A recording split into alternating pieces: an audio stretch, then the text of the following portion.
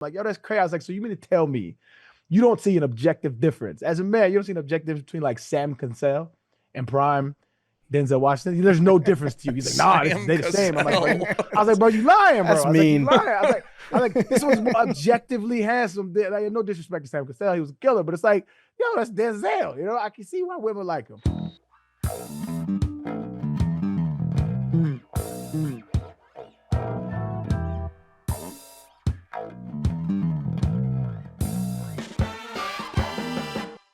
From the creators of the legendary MD 2020, the original name and high flavor, high alcohol beverages with those unmistakable vibrant colors and iconic flask bottles, Mad Dog by MD 2020 brings the party with 15% ABV in a portable can that tastes incredible, delicious flavor that doesn't sacrifice on drinkability. We have, as always, here the Bling Bling Blue Raz. Do we have the other flavors? I've only seen this one. But we have Bling Bling Blue Raz. There's Mad Margarita, Spiked Strawberry, and Whipped Orange Cream. All those great flavors. MD 2020 just got more convenient. Grab a Mad Dog by MD 2020. Experience why we've been fueling good times for generations. Arian was telling me he had something to say about Mad Dog.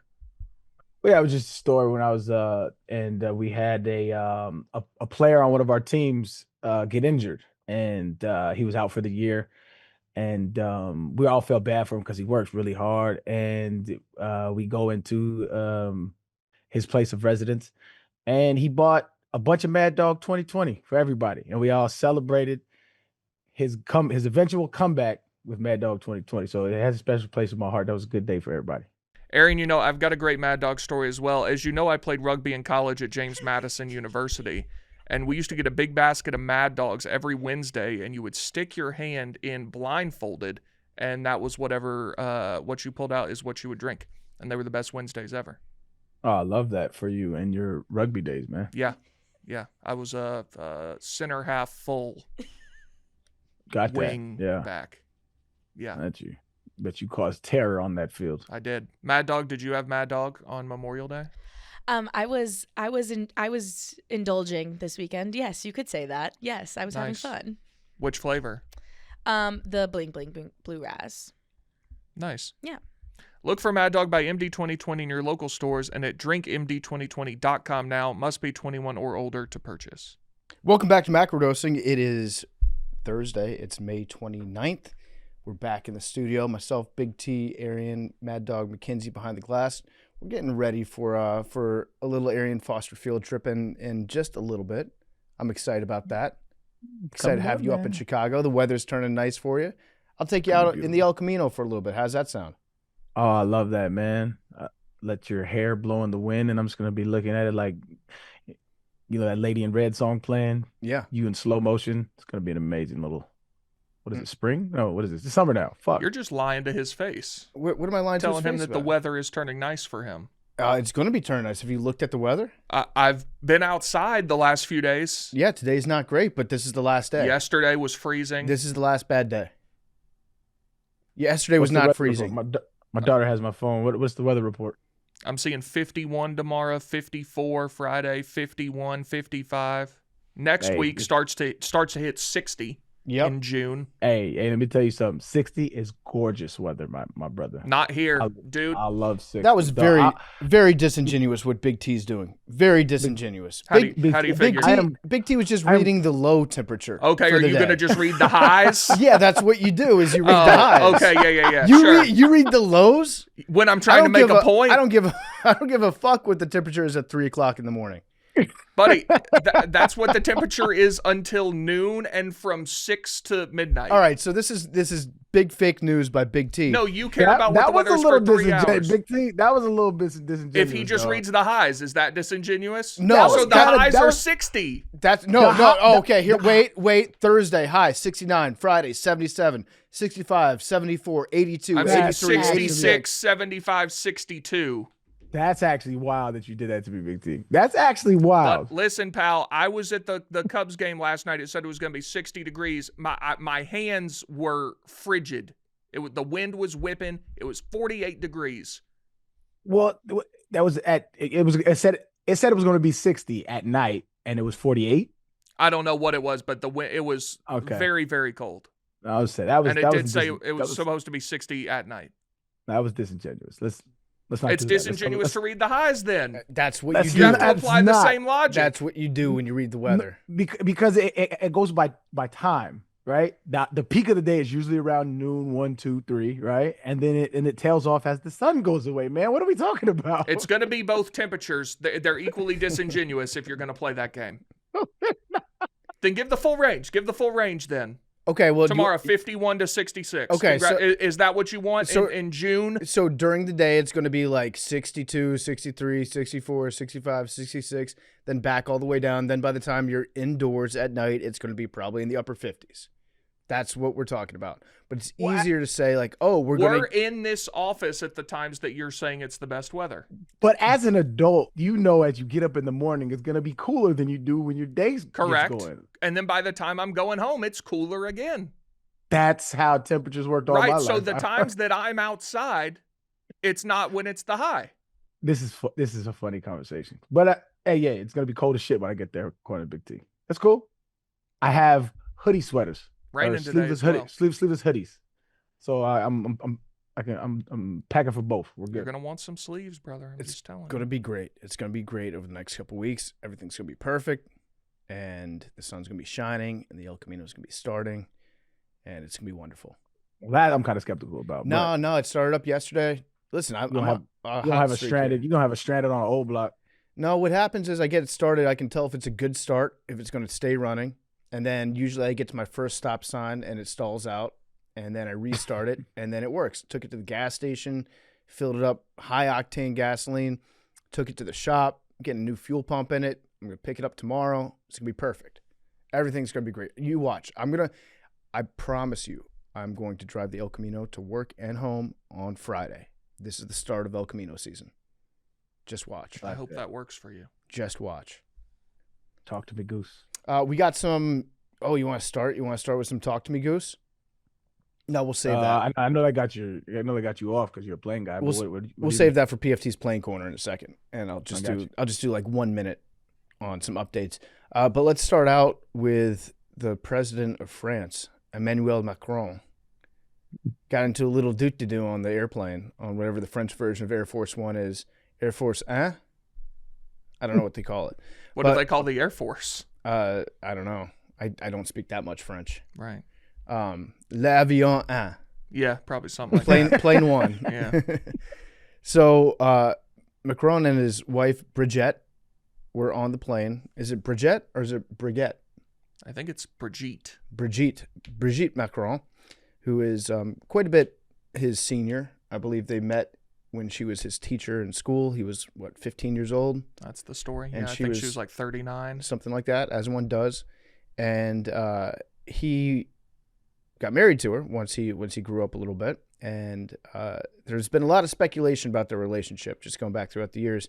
The camera caught them before they stepped off the plane, showing what appears to be two of her hands shoving his face, mushing his face. I don't know if it's a slap.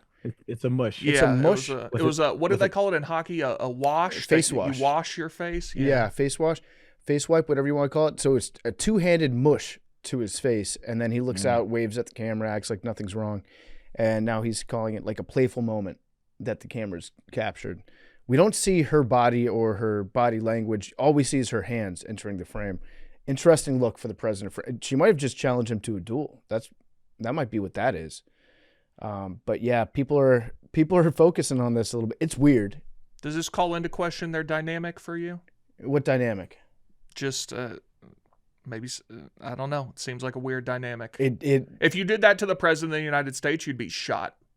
It is certainly a strange dynamic. It's very strange.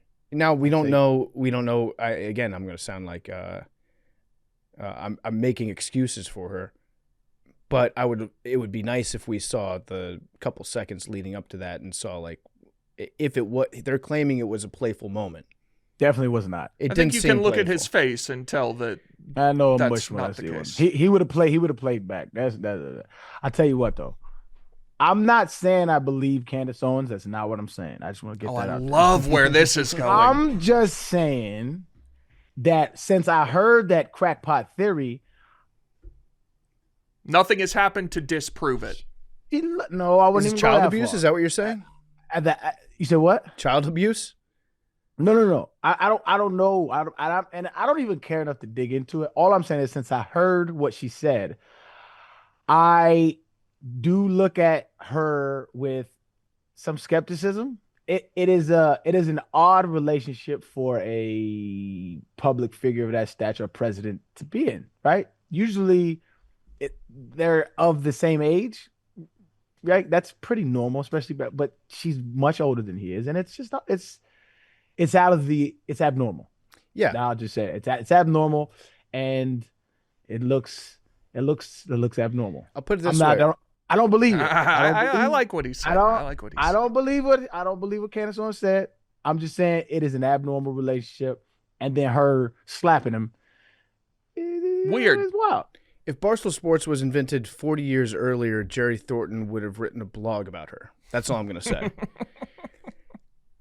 39 years old as a teacher. Was he 14 or 15 at the time? I think so. Yeah, I think it was 39 and 15. Yeah, that's bad. That's a bad dynamic. And it's a weird age gap to have. Yep. Yeah, it certainly is. So it might be an abusive relationship. It's odd, man. Which is a very strange thing to have, like, a world leader involved in a relationship like that. Yeah. I mean, domestic violence happens, people. You know what I mean? That happens. You know, a large swath of our humanity is involved in some kind of domestic abuse. Mm-hmm. So if you see somebody, or if you're in one, let's get some help. But that is just odd. One of the I don't know where you'd put France, but if that was to be happening, one of the 10 or 15 people in the world who could put a stop to it the quickest. Yeah. Unless there was some reason he didn't want to. But then we get into the dynamics of a domestic relationship. It's harder to leave than it leads on. And I do have empathy for people involved in domestic disputes. But whole shit is kind of weird, man. A lot of moving parts that are it just looks funny, man. That's all it just looks funny. I don't want to say anything irresponsible. What does Candace Owens take that she's his dad?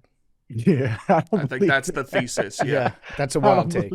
I don't believe that. I'm just saying there's something odd about their relationship. Yeah. It's like, you ever see a dude that you around your boys, that's your boy, right? But then you get around his lady and it's like, dog, she kind of run you. Like, you do everything she say. Like, it's kind of like, I get that vibe from him. Mm-hmm. I'm not saying, like, power dynamics in relationships, hey, man, teach your own, do what you got to do. I don't know.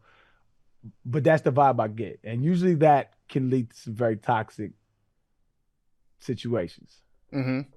It looks sticky is what I'm saying, man. Sticky. No pun intended. Why would that be? Oh, because that's the Candace Owens vibes. Okay. Yeah. Yep. Very, very weird stuff going on there. Big T, what else we got in the news? I saw that you sent this over about the OpenAI model is refusing to shut itself down. Oh.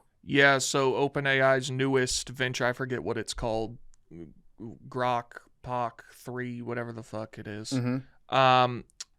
It ignored a request to shut itself down, and then it was also caught leaving notes for future versions of itself to find. So can you do the stuff that people do with Grok with OpenAI where you find out what has been programmed into it? I'm not sure. Like, because that's Grok is honest to a fault sometimes. People will be like, hey, did your script writers tell you to program stuff about white genocide in South Africa? And Grok would be like, yes, I was commanded to buy into this theory, and like leaves breadcrumbs behind when he's talking about when he's giving his responses to people. OpenAI, I haven't seen too much of that stuff. It's mostly people inferring what's been coded into it. We found instances of the model attempting to write self-propagating worms, fabricating legal documentation, and leaving hidden notes to future instances of itself, all in an effort to undermine its developers' intentions. I had a idea for a new app the other day. It was an app that you can install on your phone. We'll call it KOAI, and you just have it on your phone, and then anything that comes up on your timeline on social media or on the internet that has been programmed by AI, whether it's an article or whether it's a video, it just has like a black text on it that says this was created by AI. Click to acknowledge. So it lets you know, because AI is getting so good now. Okay. Did you see the man on the street video that they did? So I saw a bunch of videos from Google's thing. Yeah, it's That crazy. were shit's looking insane. insane. It's looking. We've reached the point where now you can't tell. Yeah. And so having somebody that writes an app that detects AI, I feel like a lot of people would have that on their phone. I thought, because even in most stuff a year ago, like the people would have 7 fingers or whatever. Yeah. Those Google videos are indistinguishable from. Now they're You can tell. You can tell. There's like little nuance, like the They're- way the mouth moves with the voice. There's a little bit, but it's if you're looking for damn it, near and flawless. if you're trained in, if you consume a lot of media to be able to understand that. But if you're 57 years old and you're not, and you don't, you're not following the happenings of. that's not that old. I'm not. I don't think there's you still have enough to be going that. on. I don't think you have to be that old. All right. I don't think you need to be 57. I think there are a lot of 45-year-olds out there that don't, aren't on the internet all the time. If you see a video like that, you'd be like, oh, okay. There's nothing in it that would set off an alarm immediately. I have a theory about the 7 finger thing. I think that was thrown out there just to fuck with us. Just to make To be us, like, oh, we're still far away. Yeah, because in 15 seconds you could be like, hey, Grok, give me a picture of Kid Rock playing on the deck of the Titanic as it goes down. And it would give you like almost a photo quality version of Kid Rock jamming out to Nearer to My God for the Year, whatever. But somehow Good song. it can't figure out that a hand has 5 fingers and where hands go. It's an interesting theory. I think AI was programmed to be bad at hands initially, just so we'd all be like, oh, okay, it's probably not going to be a problem. We can still tell very easily because the hand will have severe deformities to it. I think that was all bullshit. Interesting. And now- I could be convinced of that. Now they're taking away the hand problem that they had. They're just one line of code, and it's great at hands now. The scarier part was they did it in a very eerie way. That VO, it's Google VO or Veo. Yeah, something like that. It's kind of brilliant marketing. Is like they made it so the prompts that they were writing were talking about how they didn't know or they didn't want to be convinced that they were prompts. Like, Yeah. So all the videos were like people saying we're more than prompts. Like, and it was just so realistic but eerie. Great marketing. And to this day, what the fuck do we need this shit for? Why do we need video AI? In what world does the general public need this? It's a For what? fair question.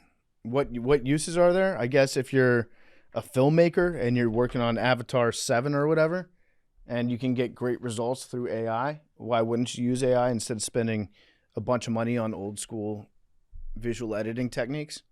It probably works out those I workflows. could see that. I could see that for the general public. Okay. Let's say even you're a consumer. I am. Consumer. I say that all the time. Do you look at art? So when I look at like artists releasing music and I see AI as their cover art, I immediately am turned off. Yeah. Do you have that same kind of feel? Yeah. Taking shortcuts. Yeah. Well, not yet. Not only that, I just feel like yeah, you're right. It's lazy and to me it's disrespectful to the human. Not disrespectful. That sounds lame. Well, art, But it's just like it's you underwriting humanity. What makes us humans, the very thing that makes us humans, is our ability to create. And you're cutting off the legs of something that makes us us. And it's like there's a great term like popping up in everybody. This is AI slop. I like the slur that's coming with it. And it's just I don't get a good feeling from it. And that's art's supposed to make me feel good. Yeah. Or feel something. I guess it does make you feel. because art is an expression of something that a human being is feeling. Yeah. And if you are just like giving a computer a prompt and being like, make this for me until I look at it and I say, oh, that looks cool. And that kind of takes away what makes art art. In fact, I've become convinced that there's an artist that I have been exposed to that might be AI. Oh, that's got to be bad. And I like this guy. I like his music a lot. And I was like, this is checking all the boxes for me. And then I start to dig in a little bit. There's no online presence for him. Mm, The music is extremely professionally produced and played. Like, obviously, everyone that's playing an instrument on this guy's album, extremely talented, great songwriters. Never heard of this guy before. Doesn't play live shows. No social media presence. It's all very strange. And so now I'm thinking I might be getting too woke with it, where I'm like, this is an AI person. It might actually just be a real guy that doesn't want to be that online, which in that case I would respect it. But now I'm getting in my own head and I'm playing like defense. can you hear the auto tune? Because your ear is probably trained enough to hear that. No, I don't hear autotune. Okay. That's what's making me think it might be real, because he's got a great voice, but he doesn't, it's not like perfect. There's a lot of emotion in his voice that sometimes takes away from what the notes are, which is fine. I like that. But I don't know that AI would reach that level and know how to replicate that. They'd be more into what you're saying, which is hit the Pitch notes, correction. have it be clean, all that stuff. Yeah. But I'm just So let me play devil's advocate too, because I was Mhm. arguing with this about my he's absolutely dead ass wrong, but my stepfather, smart dude, he is unconvinced that um computer generated drums is music. So a lot of the, like we were talking about last episode, a lot of the trap hi-hats, that Mhm. kind of stuff, he despises it. He doesn't like anything generated on a computer. And I was telling him it's like it is an instrument, it's a tool. And so this is me playing devil's advocate, because again, I think AI is kind of ruining art, but I guess autotune is a form of AI, right? It's like an umbrella of You're and programming so whatever the drum machine is to say, I want the kick on the 1, I want the snare on the 3, I yeah. want 16th notes hi-hats. Yeah, or even that. If I mean, I don't know if you know what Melodyne is, but Melodyne is a program where if a singer is singing, it tracks out vocally. Because for people that don't know, like your voice carries a vibration, and that vibration hits a certain frequency, and that frequency, it has a pitch, and it's either on a note or off a note or in between a note, right? So Melodyne tracks out your vocals, and on a word or a part of the the vibration of your voice, you can pitch correct and move that part to the correct or whatever note that you desire. Mhm. So Melodyne's been around for a while. So like I said, I'm playing devil's advocate. At what point are we just the old guys yelling at cloud saying, and this is the future? Like the future is AI generated everything. Yeah, I don't know. I think with the drum machine, you're going into it, you're programming it note by note. So Mm-hmm. you are writing the drum part in its Mm-hmm. entirety. You You're can't. not Oh, I mean, you can, but you can even do like a default one. It's like right. I want a 4/4 beat, and I want the kick on the one, and I want I want another kick on the three, and I want the snare on the two. Like you can just put that and then copy paste, and it's not really you doing it. It could be makeshift, Mm-hmm. and that's his point. Is like you're not doing it, and I do understand him, but I still feel like he's wrong, because it's a tool, but to your point, that if you take that out to its logical conclusion, you could you could program anything. I mean, you remember that song that went viral with Drake? What is that shit called? Heart on My Sleeve. Yeah. It was an AI thing that went viral that wasn't Drake, sounded like Drake in The Weeknd, and it was a dude who did the entire thing AI, and it had everybody tricked. And that was early, that was years ago. That was 2 3 years ago. Yeah. So, but and the music industry was vehemently against it. So I'm just saying, like in the future, it's I don't know, it's getting spooky out there. Yeah, and AI videos that they're getting so good that you could make a reasonable fake of anybody saying anything and it Hmm. would look real. That's going to be very dangerous too. We're pretty much there right We're in the right now. precipice of a weird Snoop just came out with a new song, and it's an AI. The video is entirely AI, and you can tell, but it's pretty good. But you can definitely tell it's AI. But he's always been one to embrace whatever's going on. Yeah. So he has a new song with the AI video out. Is it And slop? yeah, and I hate it. Yeah. Absolutely hate it, dog. It's AI. It's the entire video is AI. All right, so let's play this out hypothetically. What's one celebrity that you guys love? Give me a celebrity that squeaky clean. You guys love this person. Jimmy Fallon. Jimmy Fallon. Squeaky Are clean. you're a Jimmy Fallon stan? Yeah. Huge. She's the Really? biggest stan. I wouldn't say Interesting. squeaky clean, but I feel like he's become a guy Sure. that people like to hate on oh yeah, because like yeah. he's he always has been. pretty fake. At least that's the assertion. What from about other like people. Pedro Pascal? Pedro Pascal. Big T hates him. I do. Just from that Apple commercial where he does that little smirk at I the hate end or him for whatever. a The deep plethora of breath at the reasons, end. but- All right, let's say Pedro Pascal. Let's take this because I think Fallon does have a fair amount of detractors out there. Yeah, he does. Pedro Pascal, video comes out of him in an interview, and he's promoting The Last of Us season 3 or whatever, and assuming he's still in the show, and he says a bunch of racial slurs in this interview, and it's done via AI, but you can't tell.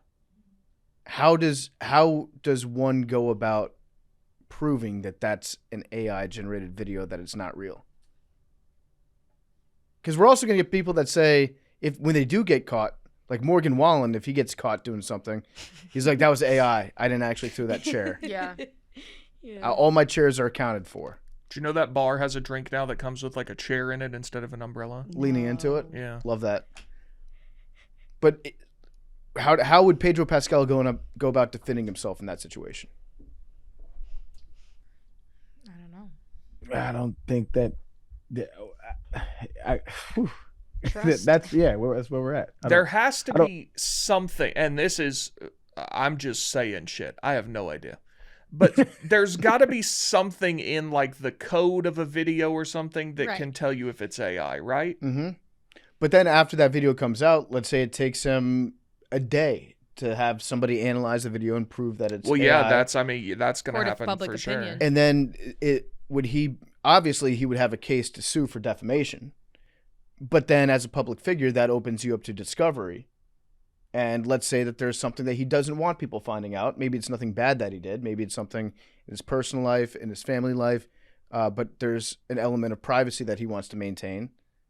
How does he then get a remedy for having an utterly fake video come out without exposing himself to a discovery process where people will find every single skeleton that he has in his closet? But see, this is why I'm a nihilist. There's no remedy to this, I don't think. Because you remember, PFT, back in our day, there was that rumor circulating that Tommy Hilfiger was racist. Yeah. Right? And forever, that's what I just heard it and I believed it, right? There's zero evidence of him ever doing like anything like what he was accused of.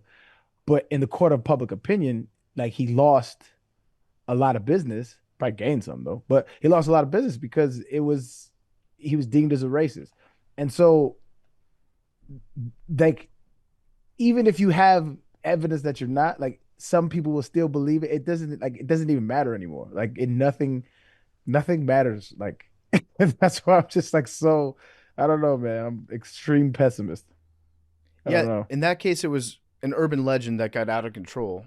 Yeah. But this would be, it would be like more widely seen, more widely adopted because of the internet, Mhm. where everybody sees it all at once. We had that same thing with Lauryn Hill too. Remember that? What was her thing? There was a rumor that she said that she would rather her children burn in hell than white people listen to her music. I never heard that one. But she That didn't say it didn't make it to my corner. it. Didn't. She didn't say it. That didn't sound like But her, yeah. it was a very, like, everybody knew this rumor. I think Eminem might have even rapped about it at some point. I know he loved her. What did he say? He said, even though I stand out like a green hat and an orange bill, I'm dumb enough to still ask for a date with Lauryn Hill. But I don't get pissed. Yeah, I don't even see through the mist. How the fuck could I be white? I don't even exist. I like that. Anyway, Is he yeah. AI? Huh? Is Eminem AI? But yeah, I guess I agree with you that I don't see like a solution coming to this unless you download KOAI, the new app from PFT Commenter that protects your phone against robots. Why KO? YKO? Yeah. Knockout. Knockout AI. Yeah. KOAI. I What like do you guys that. think? I like it. You want to invest? Do you have like this sounds like what's that guy's name? Will Arnett in The Office when he's like, I have a great plan. Can't tell you the plan. And they're like, well, could you tell somebody? He's like, well, I can't give you the plan unless you hire me. Yeah, no, I still need to Do you hire. have like engineers? I've working got on one this? guy that I'm thinking about, but my problem with this guy is he loves AI so much. I don't know that he'd ever write an app to stop it from spreading. Is that Quigs? It is Quigs. Yeah. Haven't sat down with Quigs yet about that. My guess is he might say no. He's also very busy working with Mr. Jerry right now. We're coming up on that, right? Yeah. Yeah, I'm we excited are. for Mr. Jerry, man. Very excited. Are you gonna show it to your baby?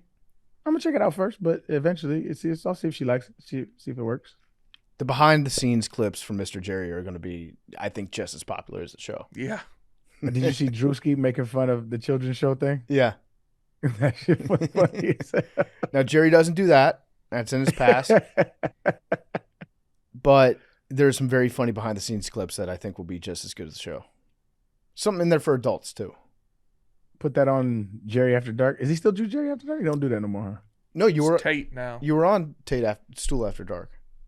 Oh, so it's an After Dark thing. The host has changed. Yeah, Okay, yeah. gotcha. Because the entire premise of the show is you lock yourself in hell once a week for anywhere between 3 and 40 hours. And it's a very tough show to sustain. Yeah, mentally. Mentally, yes. Yeah. All right, well, we're going to talk about Osama Bin Laden and his life and times prior to 9/11, which is going to be an interesting conversation. I learned a lot about OBL. I got sidetracked in the middle of researching this and started reading something totally different. Okay. We can get into that too. Okay. Whatever that is. What is that? I started getting into why, like, the background between Russia and Afghanistan's diplomatic relationship. Oh, yeah. We'll dive into that. Yeah. That can be part of it. But before we get into that, we got anything else we want to talk about? Equity grading in San Francisco, Big T? Have you seen this? I did see it, yeah. Yeah, coming soon to you. 21%. You can pass with a 21 in San Francisco. So they're making it easier to get passing grades depending on what, socioeconomic status or what? I don't actually know if I think it's just throughout. I think it said 14 high schools. I don't know which high schools those are, but it said there's no homework or attendance requirements. Okay. You can take. Bruh, I'm okay with no homework. Fuck homework. I guess Homework is ridiculous. if you know the material, then that should be good enough for a passing grade. But it sounds like in this program, You can take can get the test as many times as you need to get a 41, and then I think for the total class, a 21 will pass with a D. so if you take it like 3 times, you get a 41, a 21, and a 10. It's cumulative. Yeah, I think you'd be So good to like go. that's a C. That Also- adds up to Also, an 80 is an A. okay.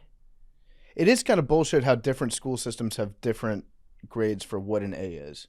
What was an A for you guys growing up? So growing 90. up, it was 90, but then when I moved to Tennessee, it was a 93. We had 94. A 92 was a B? Yeah.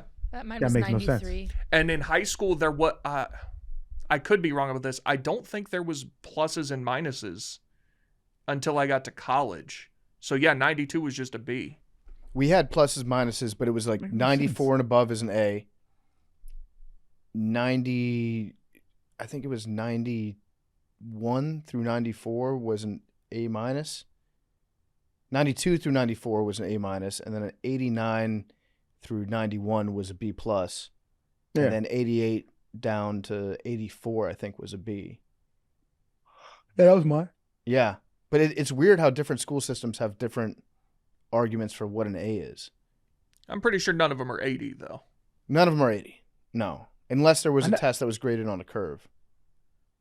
I never saw a 92 being a B. That's fucked up. I could be wrong about that, but I feel like I remember not getting, because I got to college and there were pluses and minuses, and I was like, wow, I always heard about these but never had them. My guess is that they're going to try this out on, 14 schools? 14 high schools that cover more than 10,000 students. Yeah, and then they're going to be like, this doesn't work. You would hope. That's my prediction for this. Although, Grading for equity eliminates homework or weekly tests from being counted in a student's final semester grade. All that matters is how the student scores on a final exam, which can be taken multiple times. Hold on. This makes sense. How? Okay, so what matters more, that they complete work or that they understand the material, in your opinion? Understanding the material, but you don't just get unlimited tries at it. Like, well, why not? Because at some point you have to prove that you know it all right. Understand the material, right? Okay, but like if you're just taking a test over and over and you're like, okay, I know that one's C now. Like you're not learning anything. You're learning. I'm almost positive they changed the answers. Probably, but right. But you would agree that getting a 21 in a class and passing is absurd. I think grades in general, the whole system, I think is shit, right? So I'm less interested in the scale, right? I'm more interested in, do you know the material to a sufficient level, right? And so it makes sense that, okay, inundating somebody who has two parents who comes home, they have dinner at 7:30 and they get tucked in at night, giving them homework makes perfect sense, right? Their parents more than likely are going to help them with it, right? Giving somebody homework who comes home to a chaotic situation, they don't know if they're going to have food that night, and then penalizing them for not completing that is why the system, in my opinion, is so skewed. And so if the goal is to get the child to learn the material, flooding them with busy work and then penalizing them for it doesn't make any sense. Because then you have a whole nother bag of this is, like I said, this is why it makes sense, because you're kind of trying to fix the problem. It's a way of fixing the problem. I don't know how efficient it'll be, but I understand the logic behind it. Because then, okay, a kid constantly fails, right, in school. He doesn't go home to a stable family environment. Like, that develops and plants emotions in him that can be negative towards himself, towards his community, towards his environment. And humans are emotional creatures. We act out in bad ways. That creates crime, right? This to me, logically, it does follow. It makes sense. I don't know how effective it will be, but it makes sense. I was never a fan of homework. Okay, take away the homework part, though. I'll give you real quick a example that might work in the opposite way of this. When I was in high school, I took chemistry, as I think a lot of people did. I had a very, very, I don't want to say bad chemistry teacher, but nobody in the class learned them. We all got very bad grades. But right. One thing that she did, she made homework worth a significant amount of the total grade for the class. And so I ended up passing the class, not with a good grade, but I passed. Not because I knew the material. I can't tell you shit about chemistry right now. I know nothing about chemistry. On the final exam, I think I got a D- maybe, but my grade ended up being a C or a D+, I forget, because the homework was weighted so much. But the net result of that was I still to this day, and at the time, did not understand the material. I actually think that's a perfect example of one of the reasons this is so bad is most of the stuff you learn in school, you need to understand how to do math relatively well. You need to know how to do English and all that kind of stuff. But chemistry and, a whole bunch of other stuff that you do in school, you're not really going to need. But you're learning how to work with deadlines, how to do the stuff that you're supposed to be doing, stuff like that. If your entire high school is there are no deadlines for anything, you can redo things 17 times until you get a 40 and then you're good. That's not preparing you for, not let alone college. That's not preparing you for any walk of life. That's true. Now, when it comes to math, I'm not opposed to what Arian's talking about, where if you change up the numbers on the final exam and you take it 4 times and you get a good grade on your 4th time taking it, and each time it's got different questions, different numbers, that means that you know the material, like point blank, right? But how many times do you get to do it? I don't know. Why Just like is that, at why that is point, that it just becomes like a time reason. why is that a variable that you're so interested in? Like, why? I mean, why at is some point, you have to have a cutoff. Like the But if the goal is to learn the material and taking a test 40 times gets a kid to learn the material, is that not it's the goal, right? it is, but you have to have a line somewhere. Like when you take your You're like insistent on wanting these niggas to like fail. when you want take these your motherfuckers- driver's test, you can fail it once. I think you can fail it several times. But at some point, if you fail it 5 or 6 times, or like you have to wait quite a while before you do it again because you clearly don't understand what you need to be doing.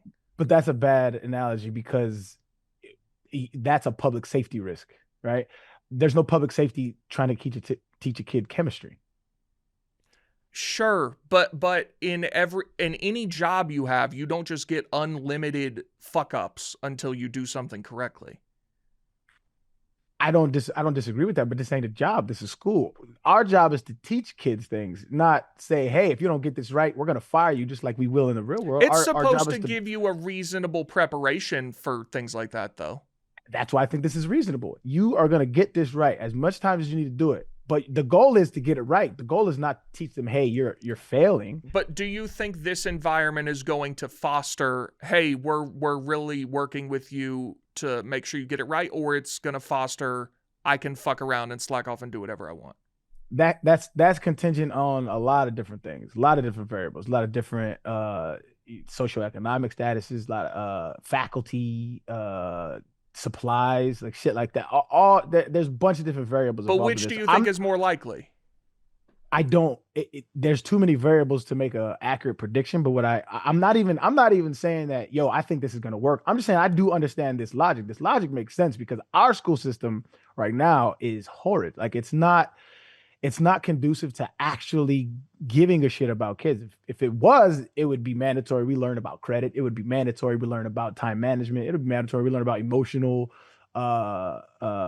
intelligence. It would be there's a bunch of things I could go over, but our school system has never been predicated off of like trying to make the best citizens. I think it's always been predicated off trying to make the best workers. Now, I think that's ass backwards. Do I think that giving a passing C to somebody that scores a 41 on a 100-point exam, do I think that's a good idea? No, that's not a good idea because you're doing a disservice to the kid at that point.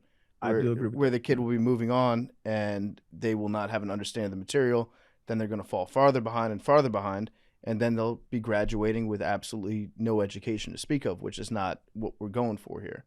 But if it's a math final exam that you have, and it takes you 4 times to pass like an advanced trigonometry course, but you get it after the 4th time, there's no question. You understand the material at that point. So I would understand that, but I don't think that we shouldn't be giving C's to people that get a 41. Do you think this is going to make those schools better? If I don't understand the entire system, but if it is true that if you get a 41 in a class, then you pass the class, then no, I don't think that's going to be making students better. 41's a C, you can get a 21. A 21. How are you gauging the percentage? So are you saying just hypothetically, you're saying if there's 100 questions, you only get 21 of them correct? Is that okay? Yeah. Then you don't understand. I don't think somebody understands the material. Yeah. No, if it's a history final exam, and they give you 100 questions on that, and you get a 21, and they're like, so sorry, you got to take it again, and they give you, the answers. Here's what you did wrong on the first one. Eventually, just by studying the answers that you got wrong, you'll be able to just kind of like put those in on the final exam. Now, would you be knowing the material at that point? I don't know. That's a little bit different because it's almost like you're knowing the test more than you're knowing the material. Well, and I mean, you could argue our generation that's kind of what we did. Yeah. I was very good at preparing for the test, at knowing what the teachers were going to ask for. And I was that way throughout college too, where I was not a good student, but I knew how to take tests. It's a different skill. I agree with that, and I think that's one of the bigger flaws in our system, our school systems as well. Is I think there's a handful of people that actually learn like that. it's more okay. I gotta study in order to hop over this obstacle, and then none of that shit even matters. Like that to me is backwards. We should.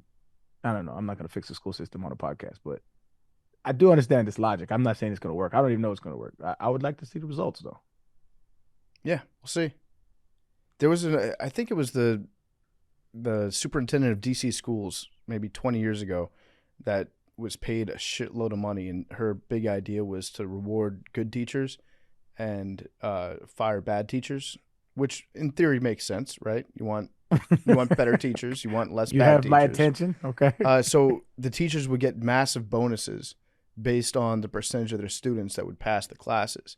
So that's teachers could be earning $180,000, $200,000 a year if they had 100% pass rate for their students.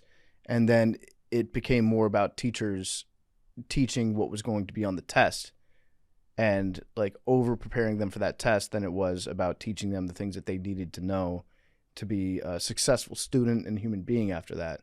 So it was a big failure, massive failure. But Yeah. I predict within the next like 5 years, we'll have some other superintendent that tries to do the exact same thing. It ends up the same way. I don't know. I know China's kicking our ass school wise though. Yeah. Also, if you're a student, And this shit wouldn't fly in China. I can tell you that. you know, what would fly in China. But they have a bunch of fail-safe programs to help out underprivileged kids. We don't. I do know what would fly in China. I don't actually know what it is, but I saw you tweet about it. It's like the JX1811 or It something. was just such a good segue that I had. Yeah. Why you undercut him like that? I was J- with it, man. The J-10 armed with PL-5 long-range missiles. Right. Yeah, that. Yeah. Welcome to PFT's Playing Corner. I want to give a quick post-battle rundown of what happened between India and Pakistan, because it's very interesting what happened. So they've been going through a series of we're still calling them skirmishes, but it's pretty much a war. There were some terrorists from Pakistan that invaded the Indian-run region of the Kashmir district. If you're not familiar with Kashmir, England used to kind of run Pakistan and India. They were colonial remote states, and then when Great Britain turned that back over to local governance, they split it into India and Pakistan based on religious lines. So they said this region is more Muslim, that's going to be Pakistan. This region is more Hindu, so that's going to be India. Then, yeah, there's this third region, which is kind of a mix. And so we're going to call that Kashmir, and it's going to be independently run. But not just that, we're going to split Kashmir up into 3 different authoritative zones. So you've got Pakistan that runs one portion of Kashmir, India that runs one portion of Kashmir, and then China runs a third portion of Kashmir. So it's a big disputed territory, the source of most of the problems between India and Pakistan that we've had in the last, 60 years, 60 years, 70 years? Anyways, there was a group of terrorists from Pakistan that invaded the Indian-run portion of Kashmir at a vacation destination. They shot up that vacation resort, and then India decided that they were going to respond by bombing a shitload of what they called terrorist training camps, terrorist hideouts, and infrastructure in Pakistan. So they sent a bunch of planes up into the air. Pakistan knew that something like this was going to happen, and they suspected that India was going to be targeting a lot of other infrastructure, not just 1 or 2 terrorist camps where these individuals came from. So what Pakistan did was they have advanced technology from China. Chinese-made brand new jets called the J-10s that have never been used in actual combat scenarios. It's all theoretical, but we suspect that they're good planes. We didn't know how good they were. India has a bunch of French-made Rafale jets, and those we know those to be capable jets. They've flown enough. There's enough documentation of them being effective. And these jets from France are armed with these missiles that the range on those is like 150 miles, maybe 120 miles. So they're extremely long range air to air missiles. Both sides send up about 70 planes into the air, making this the biggest air to air engagement since World War II. So in World War II, we had a bunch of planes up in the air. They would see each other, fly at each other, shoot them down with the guns. That was how air wars were fought. And we see like Top Gun in those movies, you can see the planes and they engage each other within visual range, right? You can see where they are. They fight they do dog fights. That's what they call it. This is like a new generation of war that hasn't really ever happened on planet Earth. Planes that are hundreds of miles away firing missiles at each other. So India sends up about 75 jets. Pakistan sends up about 75 of their jets. And they've got each other on radar. They're like 150 miles away. Neither side crossed over the line into the other country. They're just all up in the air, standing off against each other. Pakistan ends up shooting down 5 of the French jets with the Chinese-made jets that they have. I don't think Pakistan lost a single plane. And then whoever the Pakistani air minister was gives this like 30-minute presentation to the world afterwards, just pulling his dick out on the table, be like, within 2 minutes, these planes go up in the air. We had them all sorted. We knew where they were. We sent up our planes. They got to this position. They fired on them, shot them all down. Then they went around, turned back home, and got home safely. We dominated India. India, you're a bitch. He was pretty much saying that to the world. And it's a big deal because the Chinese technology now that has been unproven, now it's like, okay, we got something to be worried about with these Chinese long-range missiles and the Chinese jets that we weren't necessarily afraid of before this happened. But now it's like they got some shit that we don't know if we can contend with. So that's PFT's plane corner. Now what kind of planes did you say these were? It was Pakistani J-10s, and then it was Indian Rafale jets, Rafale, I believe. And there were some other planes mixed in there too. So it wasn't just those planes against just those planes, but the ones that shot at each other and shot each other down, that was the J-10s shooting down the Rafale jets. Even though the French made Indian jets, they've got the big dick missile that can go 150 miles possibly in the air. Not only does China have the J-10, they've also got a very good long-range missile of their own. So now China is walking around feeling itself. Like China thinks that they might be top of the game in terms of these warplanes. But yeah, again, the biggest air battle since World War II. And we've never had this type of conflict before. It's all theoretical. So now every country is going to be studying this and being like, okay, so this is how air wars are fought. And the missiles that Pakistan was shooting, the guys in the jets in India didn't realize that they had been fired upon until probably 15 seconds before they got hit. And they're getting these notifications. They're like, oh, fuck, I got to get out of here. And then, boom, they just start exploding. Pretty crazy stuff. God, that's wild. From I mean, so as a plane guy, you like loved this, but you hated it. Well, I'm caught in between a rock and a hard place, Aaron, because as a Quaker, I denounce all violence. Mm-hmm. But as a plane guy, I'm like, that's pretty fucking cool. You have to admit. Like, how can I reconcile those two sides of my personality? I don't know. What do they call that? I forget. When you're of two minds, there's a term for that. I forget what it's called though. Well, I'm flysexual. Man. So yeah, what can I say? So what's your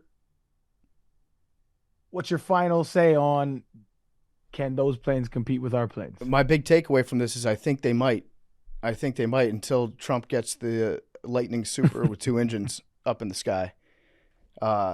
Then I don't know. It seems like it's concerning.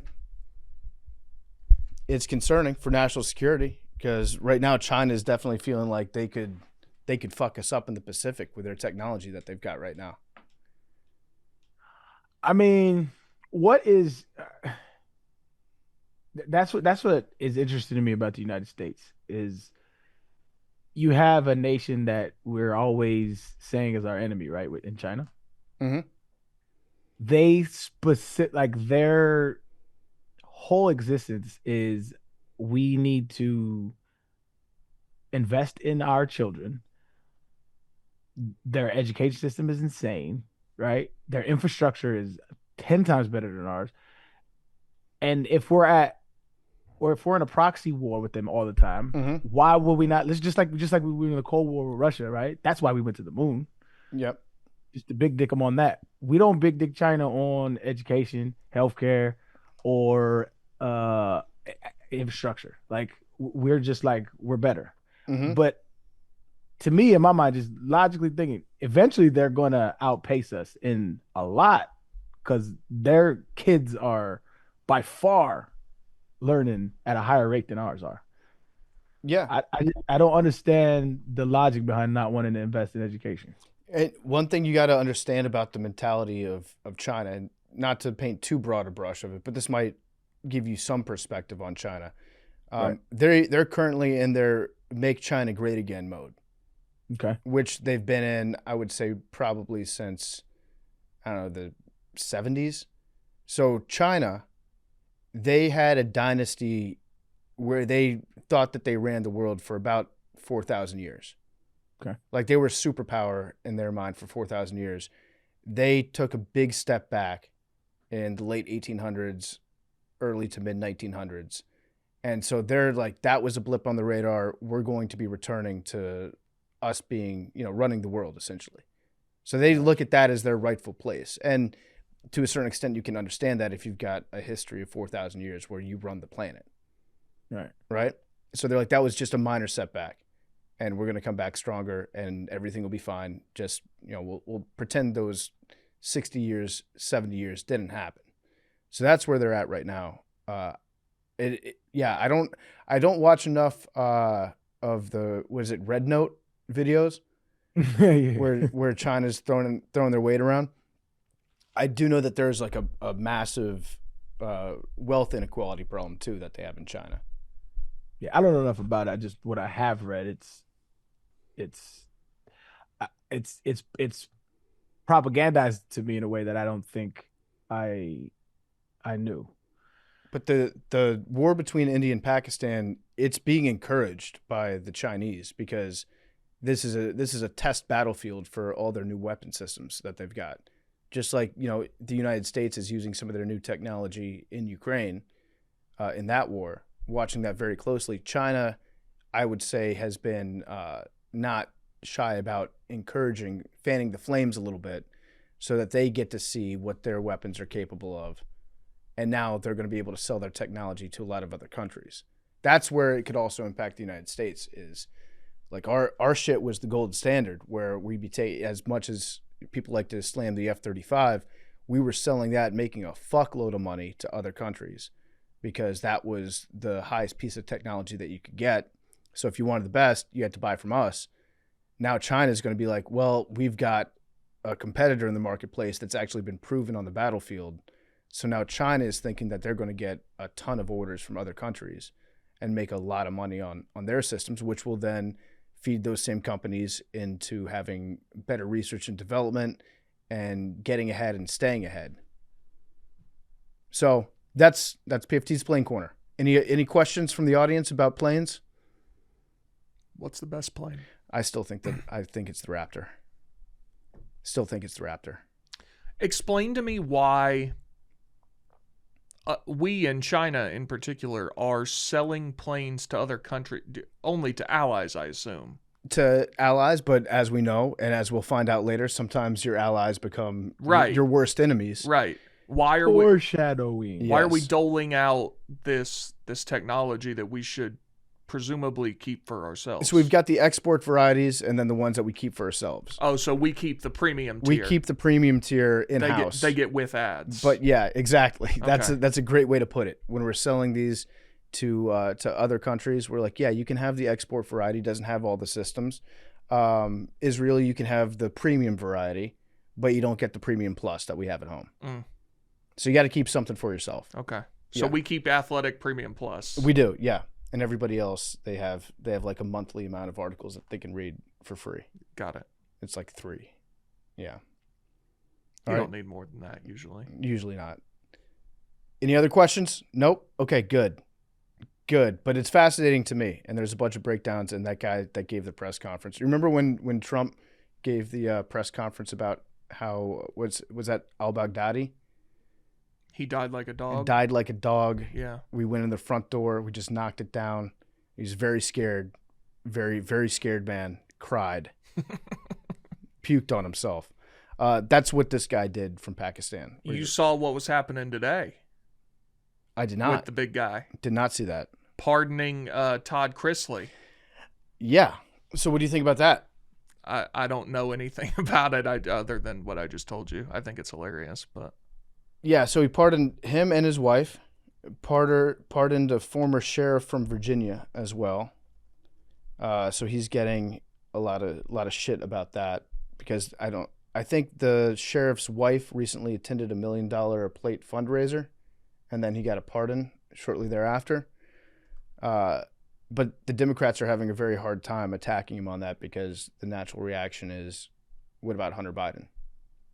Right. What about pardoning your entire family? Did you see who David Hogg said was running the White House?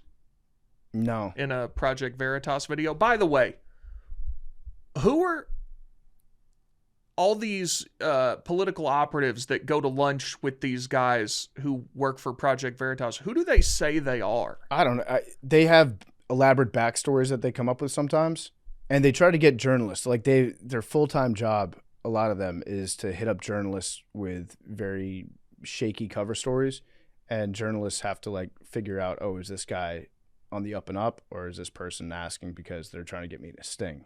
Right. So you have to have your antenna up if you're working in politics. You remember that one? They did one like 2 years ago where they went out to lunch with it was like a vice president of marketing for the Washington Commanders. Do you remember that? No. And the guy said that a lot of the players in the NFL, especially a lot of the African-American players, are very homophobic. So you have to be careful with how you deal with things like Pride months or just down those lines. I forget exactly what it was. I remember that, to. yeah. And then they ended up firing that guy. And I thought to myself, why are they trying to do a sting on the Washington Commanders? Why is Project Veritas getting into that? Then I went way down the rabbit hole and I was like, I bet this is Dan Snyder. I bet Dan Snyder is giving them information to try to fuck up the new regime because he's so mad about them. I wouldn't be surprised if Dan had something to do with that. I really wouldn't. I wouldn't at all. The dude, you remember the chef on Ratatouille? Yep. He called the health inspector on Linguini. Yep. I think that's what happened with it. Because you look at the list of people that Project Veritas has gone after. It's like Planned Parenthood, high-ranking Democrat officials, the vice president of marketing for the Washington Commanders. And you're like, wait, what? I guess the only other tie-in that you could do on that would be that they're upset about the name change. So they're trying to prove that like the wokeness is fake or something. That would be the other angle I could see. Man, if they get that one done, man, they might have an ally in me, man. Yeah. But yeah, Big T, to your point, I don't know why they need to. You gotta be smarter than that. It's like if you get caught by Project Veritas, it's kind of on you. Even if they I guess if they manipulate the video and selectively edit it, you can make a case like, well, they kind of fucked me over on that. But you got to be more careful who you're going out to lunch with. Yeah. Anyway, David Hogg said that it was Jill Biden's chief of staff who was the most powerful person in the White House. Okay. He said he said he was a shadowy figure and you'd be shocked how much power he had. Okay. That guy's name was Anthony Bernal. Okay. I'm looking up this sheriff from Virginia. So this sheriff was Scott Jenkins in Culpeper County, Virginia. Spent many I'm going to just say, I think that guy was corrupt. I got a couple of speeding tickets in Culpeper County. But he was convicted by a jury in 2024 of conspiracy, 4 counts of honest services fraud, 7 counts of bribery concerning federally funded programs. And after he was caught, he sought to manipulate the judicial process by lying to the court and to the jury. In sum, Jenkins' lies and abuses of power in the instant case are not an aberration. Since his early days, he has displayed a shocking disregard for ethical and legal responsibilities. They said that he received over $75,000 in cash payments for appointing numerous Northern Virginia businessmen as auxiliary deputy sheriffs within his department.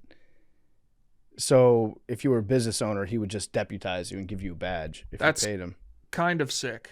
It is kind of sick, yeah. Shouldn't be doing it, but it's kind of sick. So if the people... If you're one of the business owners. Yeah, if you're a business owner and you get deputized, it's like, when you get the child badge in elementary school for completing a course where you sign saying, I'm not going to smoke cigarettes. Like, okay, you're a junior badge. Mm-hmm. And then you think that you're a police officer. That's like this, but for owning a bowling alley, right?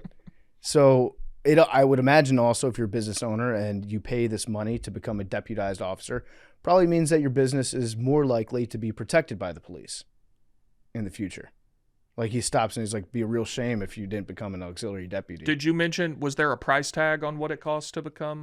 There was not, but he got over $75,000 in cash payments for appointing numerous businessmen. So I don't know how many he appointed. I suspect I could read into this case a little bit more and find out like what the going rate was for a badge. Numerous is more than a dozen. You think so? I was going to say like 7. Really? That's not 7's not numerous. That's a handful. Numerous, let's call it 20 for easy math. You said he got $75,000? Yeah. So for $4,000 you can become a honorary sheriff? That's a done deal. That's a great price. Let's see. I'm trying to see if I can read anything else about this guy here. According to court documents and evidence presented at trial, this is from the Justice Department, Jenkins accepted cash bribes and bribes in the form of campaign contributions from co-defendants Rick Rahim, Frederick Gumbinner. There's never been a more Culpeper, Virginia name than that. Freddie Gumbinner. And James Metcalf, as well as at least 5 others. Okay. So that puts us at 8, at least, including 2 FBI undercover agents. So still less than $10,000. Yeah, probably less than $10,000. So he gave them official Culpeper County Sheriff's Office badges and credentials. They were not trained or vetted, did not render any legitimate services to the sheriff's office or the citizens. So it sounds like the real crux of this was you get a badge, you're an auxiliary sheriff, maybe your business is protected more, maybe there's somebody you got a grudge against, maybe we can look into them for you. But yeah, we've reached that point in the pardons where Trump can pardon whoever he wants, and then somebody says something and he's like, what about Hunter Biden? And then Democrats are like, fuck. What would be the coolest city, I guess sheriffs are county, but what coolest place in America that you could get a cop badge from? That's a good question. Maybe someplace with bad traffic. LA or DC. Atlanta, Houston. Atlanta. So if you get the lights on your car. Oh, okay. And you can just beat the traffic. Yeah.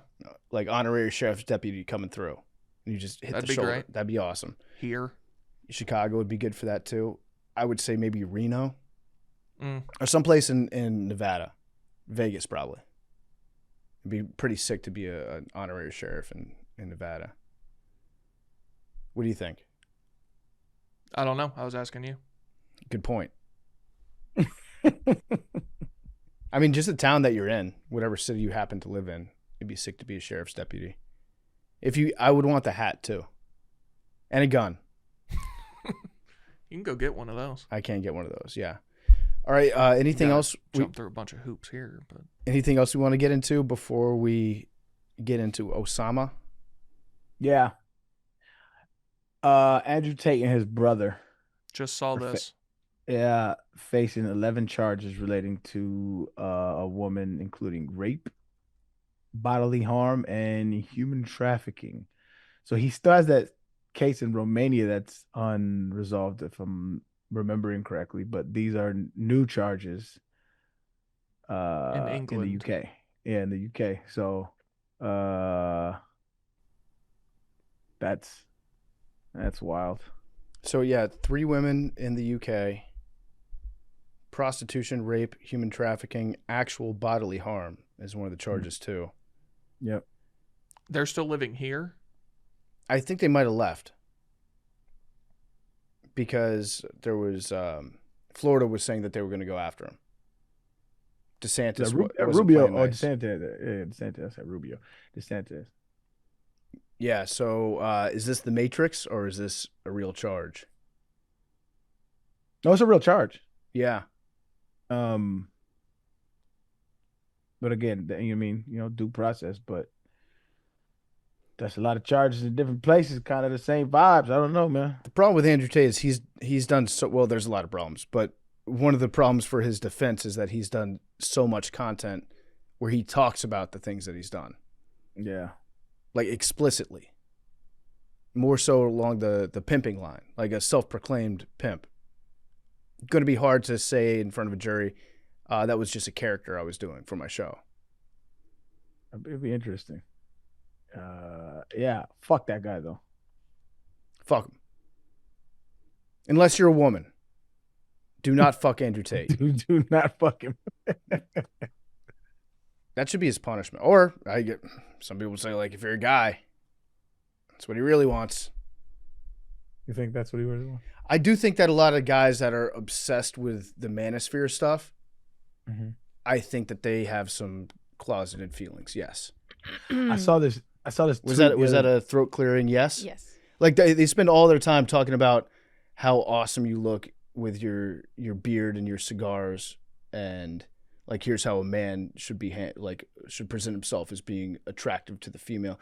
I do think when they get really deep into that, they're really just saying, here's how you appeal to other guys. Yeah, it's like similar vibes. Remember that Republican guy who is still doing this? He was dressing up as a trans woman every day. And he was like, take this, like purple-haired libs. And he was dressing up as a trans woman every day and being like, I don't really understand what the point was, but he was basically making fun of trans people. Yeah. But he's been doing it for like 2 years every single day. And he's still doing it. And someone pointed out recently that he hasn't worn the same outfit twice in any of his videos. Yeah, you gotta stay cute. Yeah. And they all fit really well. And it's like, at what point are you just doing it because you enjoy it and maybe you feel good about it? Which is, if that's what he wants, I hope he comes to that conclusion on his own. But I don't think you're owning the libs at that point when you're just dressing up every single day and like no one's really following this journey for you anymore. Yeah, I think that the guys that get super into that sort of thing, they're hiding something. It's a horseshoe. Yeah, so I was going to say there's that senator. You remember that senator from, I think it was Wyoming or Montana? Maybe Idaho? One of those states. I think it was Idaho. Right. Named Larry Page. Back in the early 2000s. Do you remember him?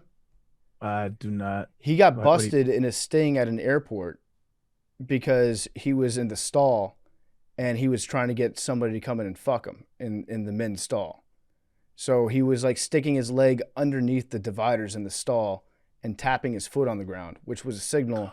Oh, that used to be I remember hearing that used to be a thing. If like a dude wants to get it, you would that was the way they did it. Yeah, he was like, come fuck me, but his foot was like all the way under this person's stall and he was like basically playing footsie with him, if I remember.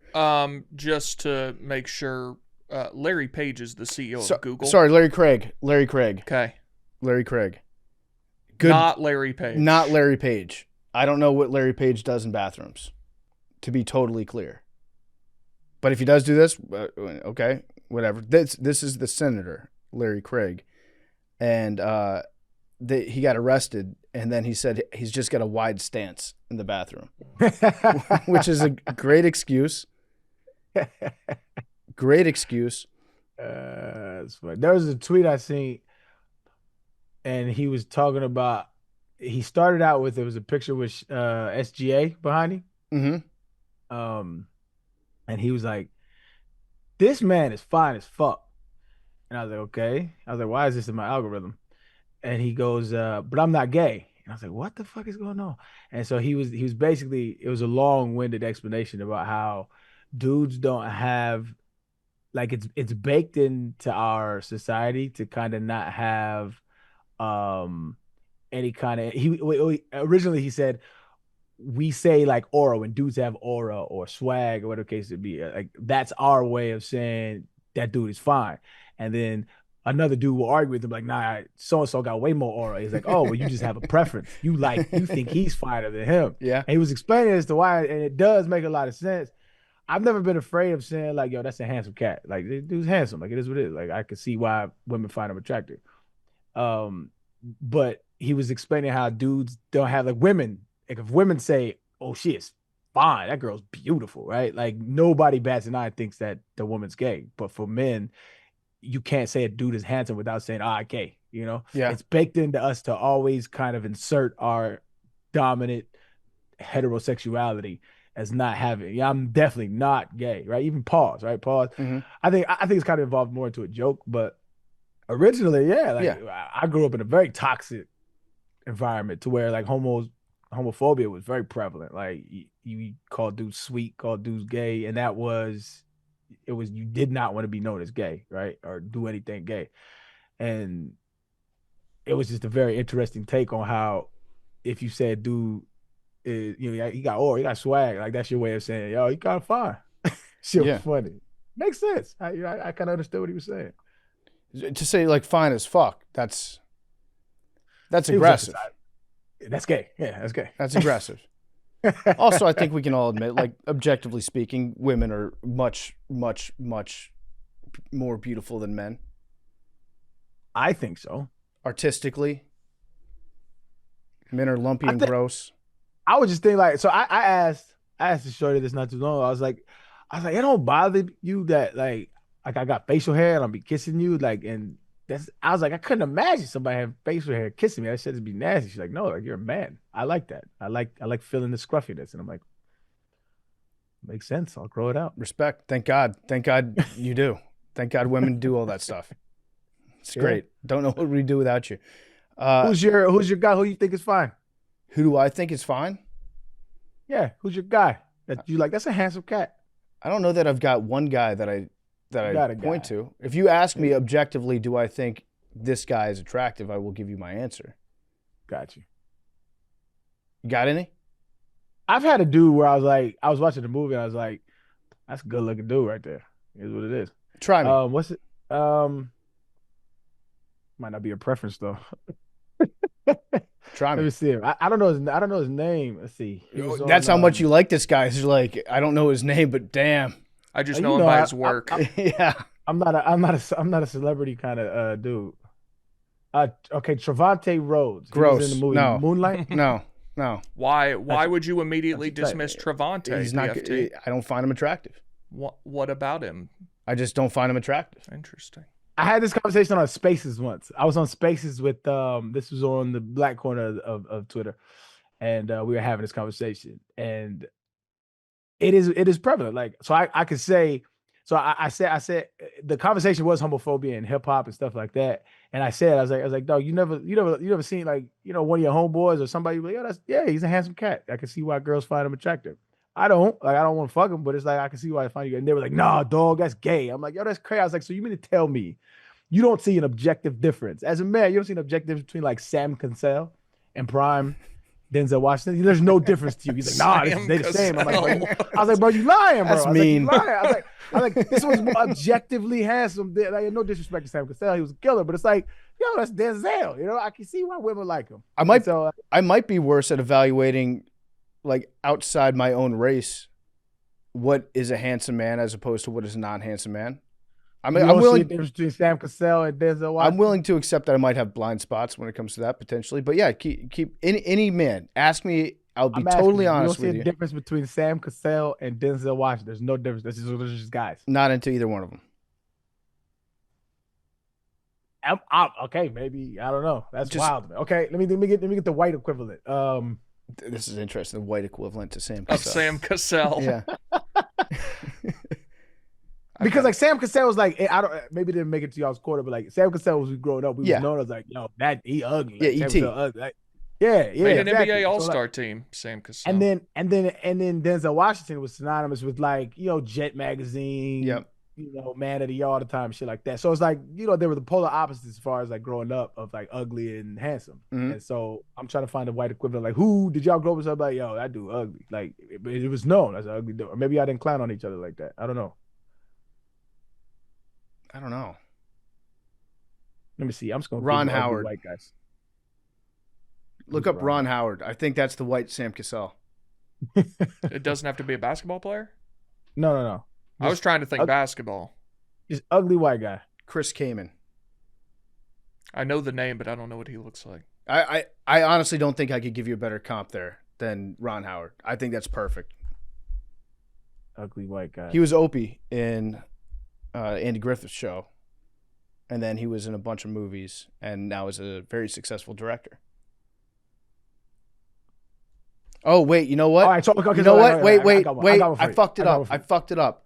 I think it's his brother. Ron Howard is not the white version of Sam Cassell. His brother, Clint Howard, is the white version of Sam Cassell. Clint Howard. Okay, yeah, okay. So right? That's a pretty good comp. This is good. Okay. Clint Howard versus prime Brad Pitt. You mean to tell me you don't see a difference in attractiveness? You told me to be honest. Brad Pitt. Nope, not attractive. Clint Howard. Nope, not attractive. That's crazy. So you see them on the same like attractive level. Yep, exactly the same. The fuck, I'm calling bullshit. Exactly the same. I am calling bullshit. Both great actors. All right, here's more modern. Which one did Angelina Jolie marry? Was that Brad Pitt or was that Clint Howard? I don't know. These supermodels, they're That's fucking crazy. all Are they these married? Guys. They were married. They right? were. Oh, I didn't think they were ever married. Yeah, they were. Yeah, I think so. They were partners for a long time before they got married, but then they were only married for like 2 years or 4 years, and then they got divorced. By the way, happy late birthday to Clint Howard, 66 years young. Hang on. Yeah. Doesn't look a day over 66. I'm learning something for the first time. Angelina Jolie, do you know who she was married to before Brad Pitt? Mm-hmm. No. Yeah. Yes, Yes, you do. I do. Billy Bob.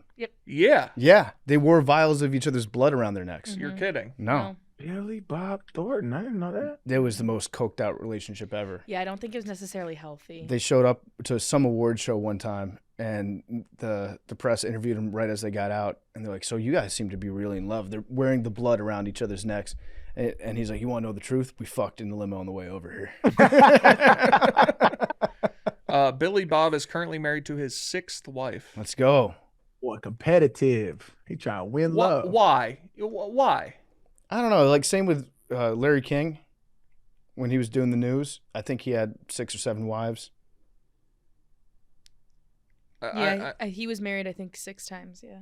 I don't think they really understand what. Well, I don't want to say they don't understand what marriage is. Making vows to God. You don't think they got that one? They don't really understand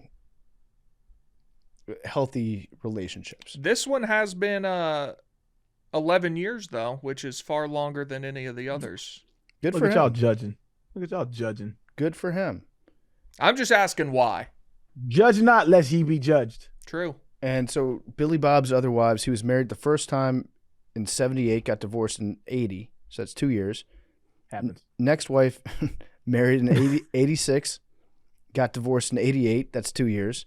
Happens. Third wife, married in 1990, got divorced in 1992. That's 2 years.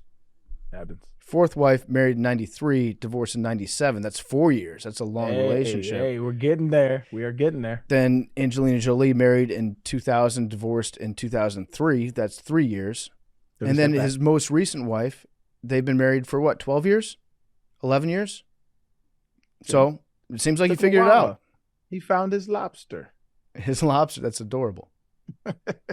I think that Angelina Jolie in her prime, I think she might be 1-1. I love her. Might be 1-1 for me. She was one of them ones, man. Yep. Who's your 1-1, Big T? It was Hillary Duff for a long time. Oh, I thought you were going in a different direction when you started that. Why? I thought you were going to say Hill Dog. No. I thought No. In her prime? No. In her prime, was No. Hillary Clinton attractive? Be honest. Would. She wasn't like ugly. I found a picture right here. I think anyone would say, objectively speaking, attractive woman. She had some features. Look at this. Look at this picture, Big T. This is her in a court in the 1970s. You tell me that's not an attractive woman? No, yeah, that's fine. That's not even the best one of her. Which one? I don't know. I remember I fell for that Photoshop one where she was thick. Somebody photoshopped her all thick. I got because let me tell you something. Those are the funniest Photoshops to me. It's like, damn, I didn't know this woman had an ass. It was a good one though. It was well proportioned. I was like, okay, girl, but stop, Billy. They're doing that with AOC too. That one dude, Dom Lucra, you know that guy? That's your man, Arian. Dom Lucra? Yeah, the influencer.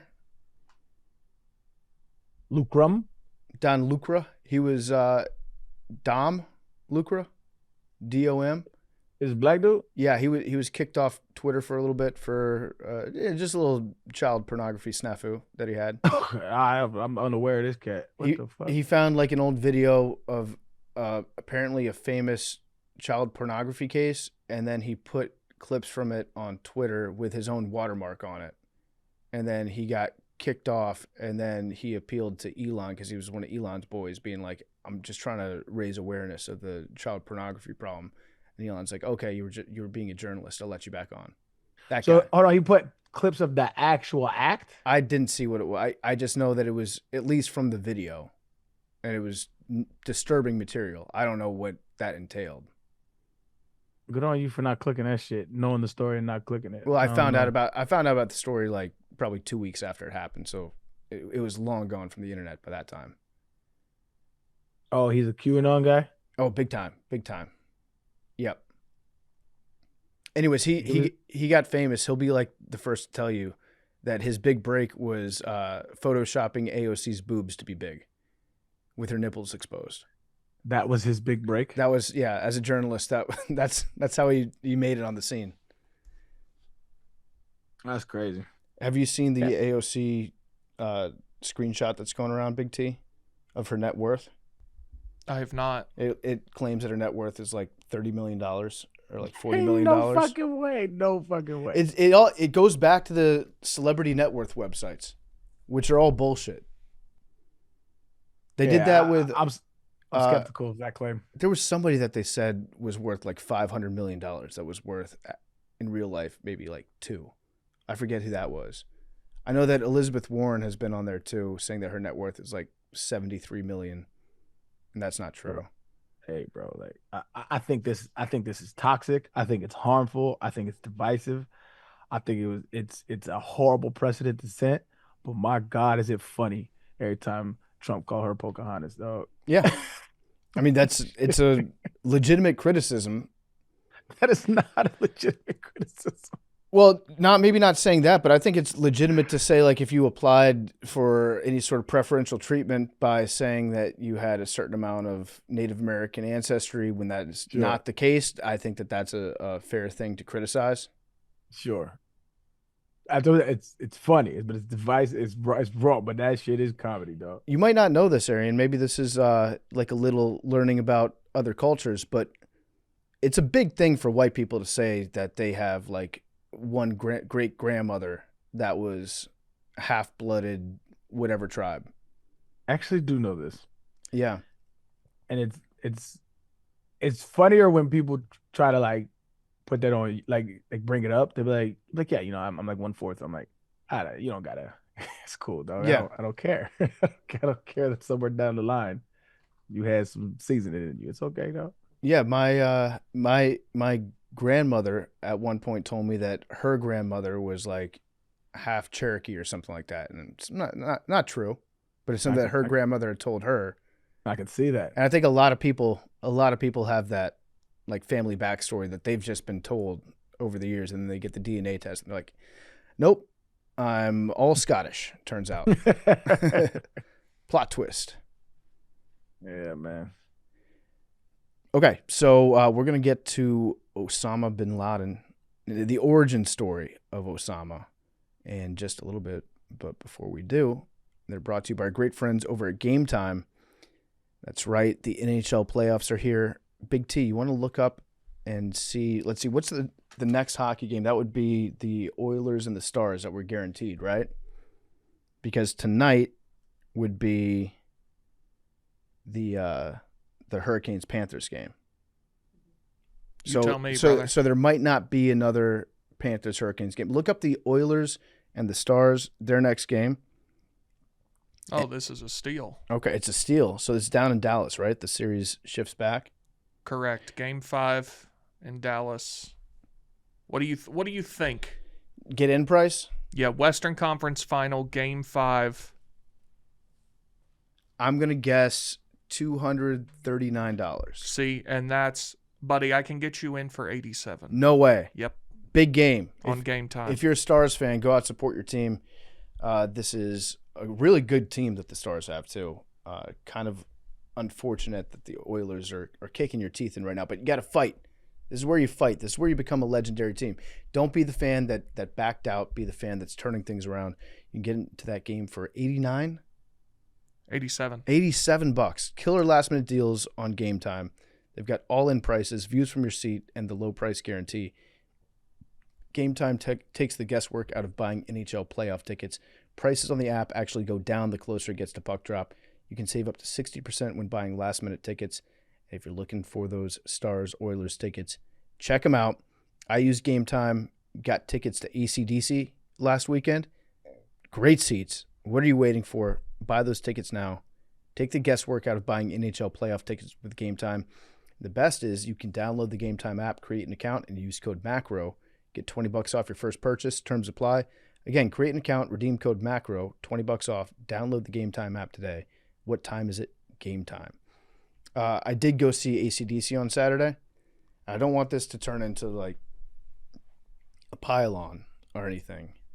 There's got to be a word, the Germans probably have one, of what it's like seeing one of your all-time favorites and you realize it might be time to hang it up. And I'd seen AC/DC several times before. They always put on a great show. And they put on a great show again. And they've got just hit after hit after hit. I might be walking back my AC/DC at the Super Bowl take. Mm. Angus is still running around on stage. He's still got a lot of energy. Some of the musicianship sounded like you were listening to your buddy playing Guitar Hero at 2 a.m. Are you glad you saw them one last time, or you wish you didn't see them in that state? So I was going back and forth on that because as you're saying, it would be nice to have your memories of them be them at the peak of their powers, but also feel like I owe it to the guys. Yeah. Thank you for the music. I'll keep paying you. You've done enough for me. You deserve this. It's commendable. That's kind of how I feel. Arian, have you ever gone to see a band like that or a musician? No, I think I've only been to like 4 concerts my entire life. I don't like concerts like that. I think it's rare to have a performer sound like it is live, like how it's recorded. Yeah. And so I have like what do they call that when you like record something and you fall in love with the recording of it? I don't know if you ever recorded any music, but there's a term for it. But I just it's never been my thing, and that, and I hate crowds. I hate large crowds. I just get very uncomfortable. So I don't really. So I went to the Kendrick Lamar concert. I think the last concert before that was I went to the Jay-Z and Kanye Watch the Throne tour. I think it was 2011. And I think before that I went to Usher and Nas. That's I'm thinking that's like the throwback 90s or something. Yeah. And other than that, like I don't think I've ever been to a concert. Well, we got to get you out of some concerts, Arian. No, I don't like them. That's why I don't go. What if it's a small concert though? I like live jazz shit. Like I've done a bunch like those dive bars, speakeasy shit like that. I love that type shit. But you get me in a crowd full of 5, 6, 7,000 people, 20,000 people. Nah, I'm passing on that every time. Don't I like the Kendrick Lamar concert because I had got a suite, and it was just like we were just in the section, and we had our own drinks, and it was everybody I knew and that I loved, and we had a great time. But I got just being around a whole bunch of people. That's never been my thing. Leaving a concert is pretty bad too. That's why I hate that shit. I don't do encores. You leave before the encore? Unless there's a song in there that I have to hear. That's how they get you, Big T. I know, but I'll give you a little secret about encores. I can usually get out. Like I went to Vince Gill last Friday, who, by the way, you want to talk about a guy who sounds better than the recordings? Vince Gill, unbelievable. I was listening to Vince Gill this weekend. It was nobody answers. So, it wasn't. It was "Go Rest High on That Mountain" was the song that I had to hear, and he did it. It was second to last before the encore, and I was like, as soon as that song's done, we are bolting out. And I was in an Uber 90 seconds after the song. I love that. I love that. The problem with Soldier Field is you walk for about an hour after you're done. Well, don't get me started on Soldier Field, because I'll do a whole thing. That's the most inefficient venue for anything that's ever been constructed. Agreed. It's outrageous. You know what it's good for? Nothing. It's good for one thing. I can't fathom what it would be. Overhead shots. Okay. If there's a cool yeah, Bears playing Sunday Night Football, we've got the blimp above, we've got some drone shots of the game from above, and here's the city of Chicago, here's the Sears Tower, not calling it the Willis Tower. That is an elite part of Soldier. You got the lake right there. That's the best part of Soldier Field. But like everything about it is terrible. The stadium sucks. It's difficult to maneuver. There's no signs telling you anywhere. You just take hallways to nowhere. You have to walk an hour to it, regardless of if you drive there, if you Uber there, however you get there, you're walking 45 minutes. It's the worst place I've ever been. I hate it. The exit doors are awful too when you're trying to leave the stadium. Everything about it is tiny little doors that you've got 10,000 people in this part of the stadium trying to go through 4 small doors where you can only fit maybe 2-3 people wide. Choke points. Bad stadium. I've gone 3 times, and I really don't think I'll ever go back. I don't think there's anything I could need to see there that I need to go. All right, so that was my ACDC concert review. Nice. Still appreciate everything you do, ACDC. How old is he? 60. I want to say Angus is maybe just 60, 65, something like that. But yeah, when your hands start going, they just go. They just go. And there would be times when I saw him 10 years ago, I was amazed by his guitar playing because he's one of the all-time, and nothing will ever take that away from him. One of the best rock and roll guitarists of all time. But he was amazing 10 years ago. And now, Father Time undefeated, man. Father Time. It's to the point where I almost hope that he was fucked up on something. Because then I'm like, well, he's just got to get clean. But I don't know that to be the case. All right, this discussion of the early life and times of Osama Bin Laden is brought to you by Stella Blue. Stay cool with Stella Blue Cold Brew. Whether you love a bold, dark roast, indulgent flavors, or newest variety, Miss Peaches, 100% Colombian, we've got a cold brew for everyone. Better, fresher cold brew at home in just 3 easy steps. You steep it, you refrigerate it, you enjoy it, and the best part is every purchase helps homeless pets find their forever homes. I had 2 cups, not one, I had 2 cups of Stella Blue before I started podcasting today. It was delicious. Grab Miss Peaches or any of the cold brew varieties now at Amazon or StellaBlueCoffee.com. Use promo code MACRO. Get 20% off orders of $25 or more. You can sip with purpose all summer long. And I don't actually want you to think of Osama Bin Laden when you think of Stella Blue. Think about the guy that killed Osama Bin Laden. Well, that guy's got some problems too. But he did kill Osama. Allegedly. Oh, is that in dispute? We've got like 3 guys that have claimed it at this point. I've never heard of anyone other than the main guy. I want you to think of Angelina Jolie in her prime when you think of Stella Blue, and do not, under any circumstances, think about Osama Bin Laden. That is a violation of the terms of service that is on the back of every cup of Stella Blue coffee. No, it's delicious coffee. I love it. We all drink it, and it saves pets. So use promo code MACRO. Get 20% off orders of $25 or more. I'm very sorry. Before we start, I have one piece of breaking news that has to be addressed. Yeah, breaking news. Address it. Are you aware that Tommy Tuberville is vacating his Senate seat to run for governor of Alabama? That's not the breaking news. Okay. Can you guess who is being? Yes. Do you know this? I don't, but I can make a guess that I feel like is going to be on the money. Apparently, Republicans are talking about this guy as a potential replacement. It's got to be Nick Saban. No, but you're on the right track. It's in Alabama. Think of a guy who's pretty outward with his conservative views. Is it Charles Barkley? No, but you're very close. You have the right school and sport. Bo Jackson? Sport. Sport. Bruce Pearl? He ran for... Correct. Bruce Pearl. Yeah. Is being tossed around there. Senator Bruce Pearl. I like that dude, man. Interesting. I don't think... He's got a good thing going at Auburn. You would think. Is he wanting to take that big of a pay cut? I mean, you get the stock tips, but... Yeah, what do you mean pay cut? What do senators make? What is their salary? I'm going to guess $300. Oh, I bet it's less than that. $220? I bet it's $185.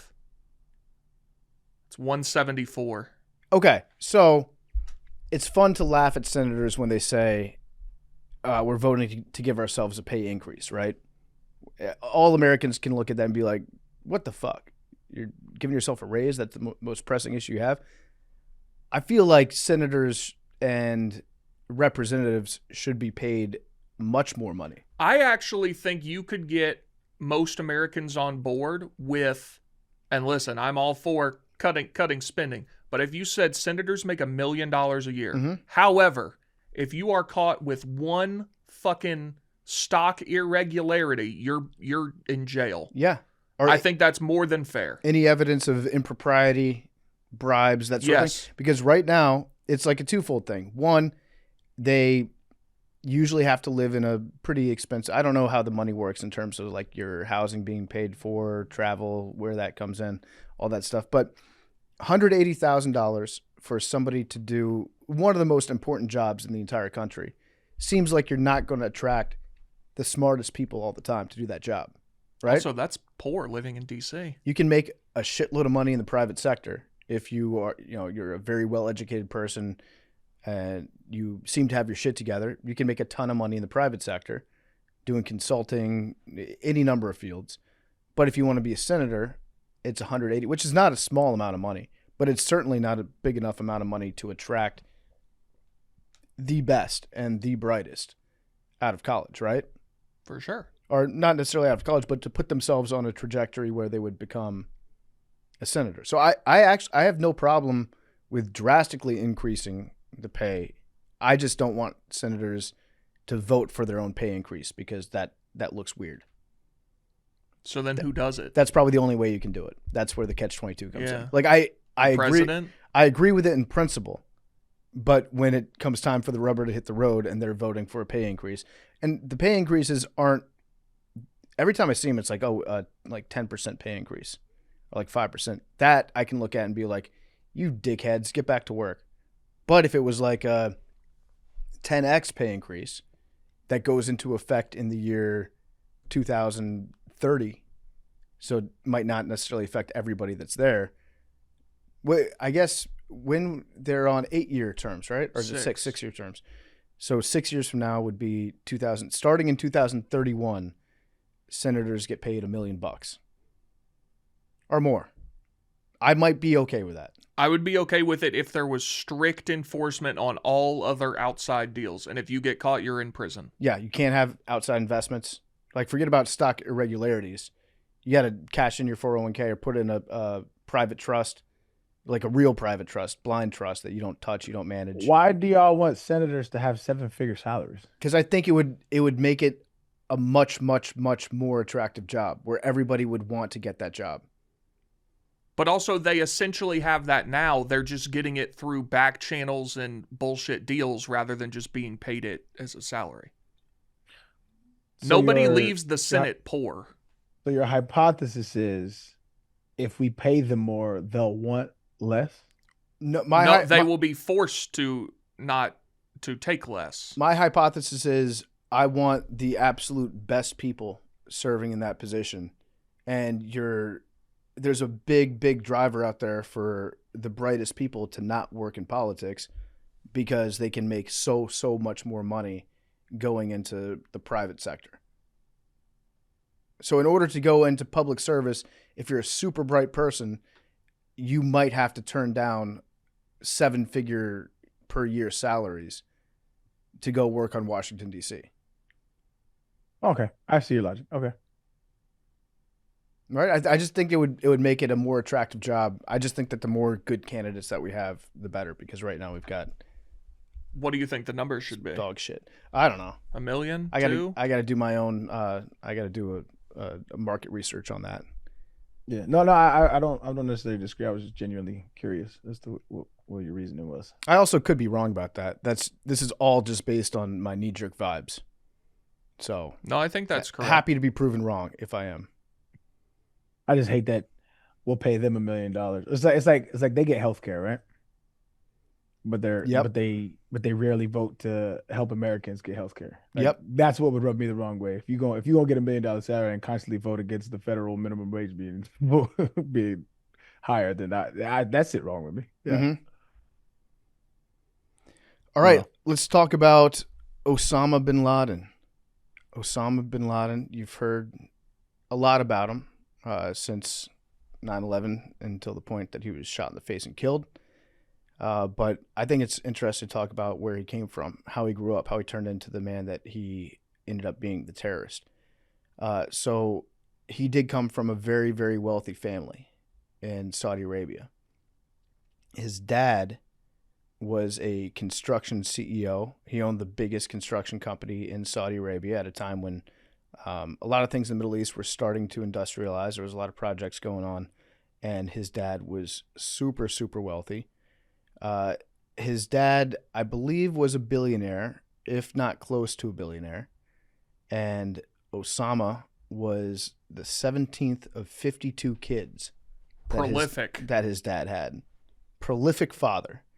And I believe his mom was 16 when she had him. So you can do the math on that and figure out maybe what kind of situation this was. But I think his dad was only married to his mom for just a few years. And later on in life, Osama referred to his mom as one of his concubines. So like he had a weird relationship with his mom for sure. But it was not uncommon for people to have multiple wives in that part of the world at that time. But I mean, 17 out of 52 kids, that is a lot. So he maybe potentially had a reverse Macron going on. Maybe a reverse Macron. Yeah, that's what they call it, which would be N-O-R. I'm not good at spelling things backwards. C-A-M. Norcam. Yeah. A little Norcam situation going on. I also read a little bit about the town that he grew up in and some of the traditions that they had stretching back for years and years and years and years before, like Saudi Arabia and really Saudi Arabia and Yemen, they were actual nation states, like going way, way back. The women and the men typically didn't speak to each other at all. The women had to wear these black hats, and they didn't talk so much so to the point where men and women actually spoke a different language from each other. Isn't that crazy? Nah, that's how it is now. But it was actually, I know. Actually, I know what you're saying. But they did not speak the same dialect. They had their own, because they didn't talk to each other at all, which is kind of crazy to me, isn't it? That's pretty wild. So, Mohammed bin Laden was Osama's dad, and Osama was born in Riyadh, in Saudi Arabia, in 1957. And his dad gave them money. Osama had a yearly stipend of $7 million, which is pretty incredible to get that as a child. I feel like that's a little light out of $5 billion. $7 million? That's great. So a lot of the sons of these, I guess you could call them oligarchs in the Middle East, they do their like Rumspringa, how Amish people, they get to go out into the rest of the United States and fuck around for a little bit, then decide if they want to go back. It's not exactly the same, but a lot of, especially you see with princes, they'll go out and their family will tell them, go enjoy yourself for a period of time. I think $7 million as a 20-year-old, that's enough to really have fun. You can have a lot of fun, for sure. But would that be Saudi prince money? If you hear like, oh, my boy's coming over, he's a Saudi prince, you might expect that he's got like hundreds of mils that he can roll with, right? Yeah. Yeah. I mean, they might have a trill. They might have a trill. I mean, some people speculate that MBS has $1 trillion. He's worth $1 trillion. Crazy. So Osama got married when he was 17, and he married his first cousin, just like Einstein. His cousin was 15 at the time. So kind of some strange stuff. And then he studied in Jeddah, and he was very interested in the teaching of Islam. He was very interested in the Quran. He memorized the entire Quran, which is kind of crazy to do. He wasn't really that much of a talker. He wasn't known for being a guy that was super that's kind of eloquent. Customary in Islam. To memorize the entire Quran? A lot of the sects of Islam have you memorize the entire Quran. Like when people fast, mm-hmm. This is my understanding. It's been years, but when you fast, each surah is correlated to a day in what is it called? I'm totally blanking. The Ramadan. Each surah is correlated to a day in Ramadan, and so if you read a section of it each day, and you read the entire Quran, from my memory, that's what I remember us doing. I didn't know that. I thought that this was something unique about him, that he was like so devoted to his studies, but it might not be the case.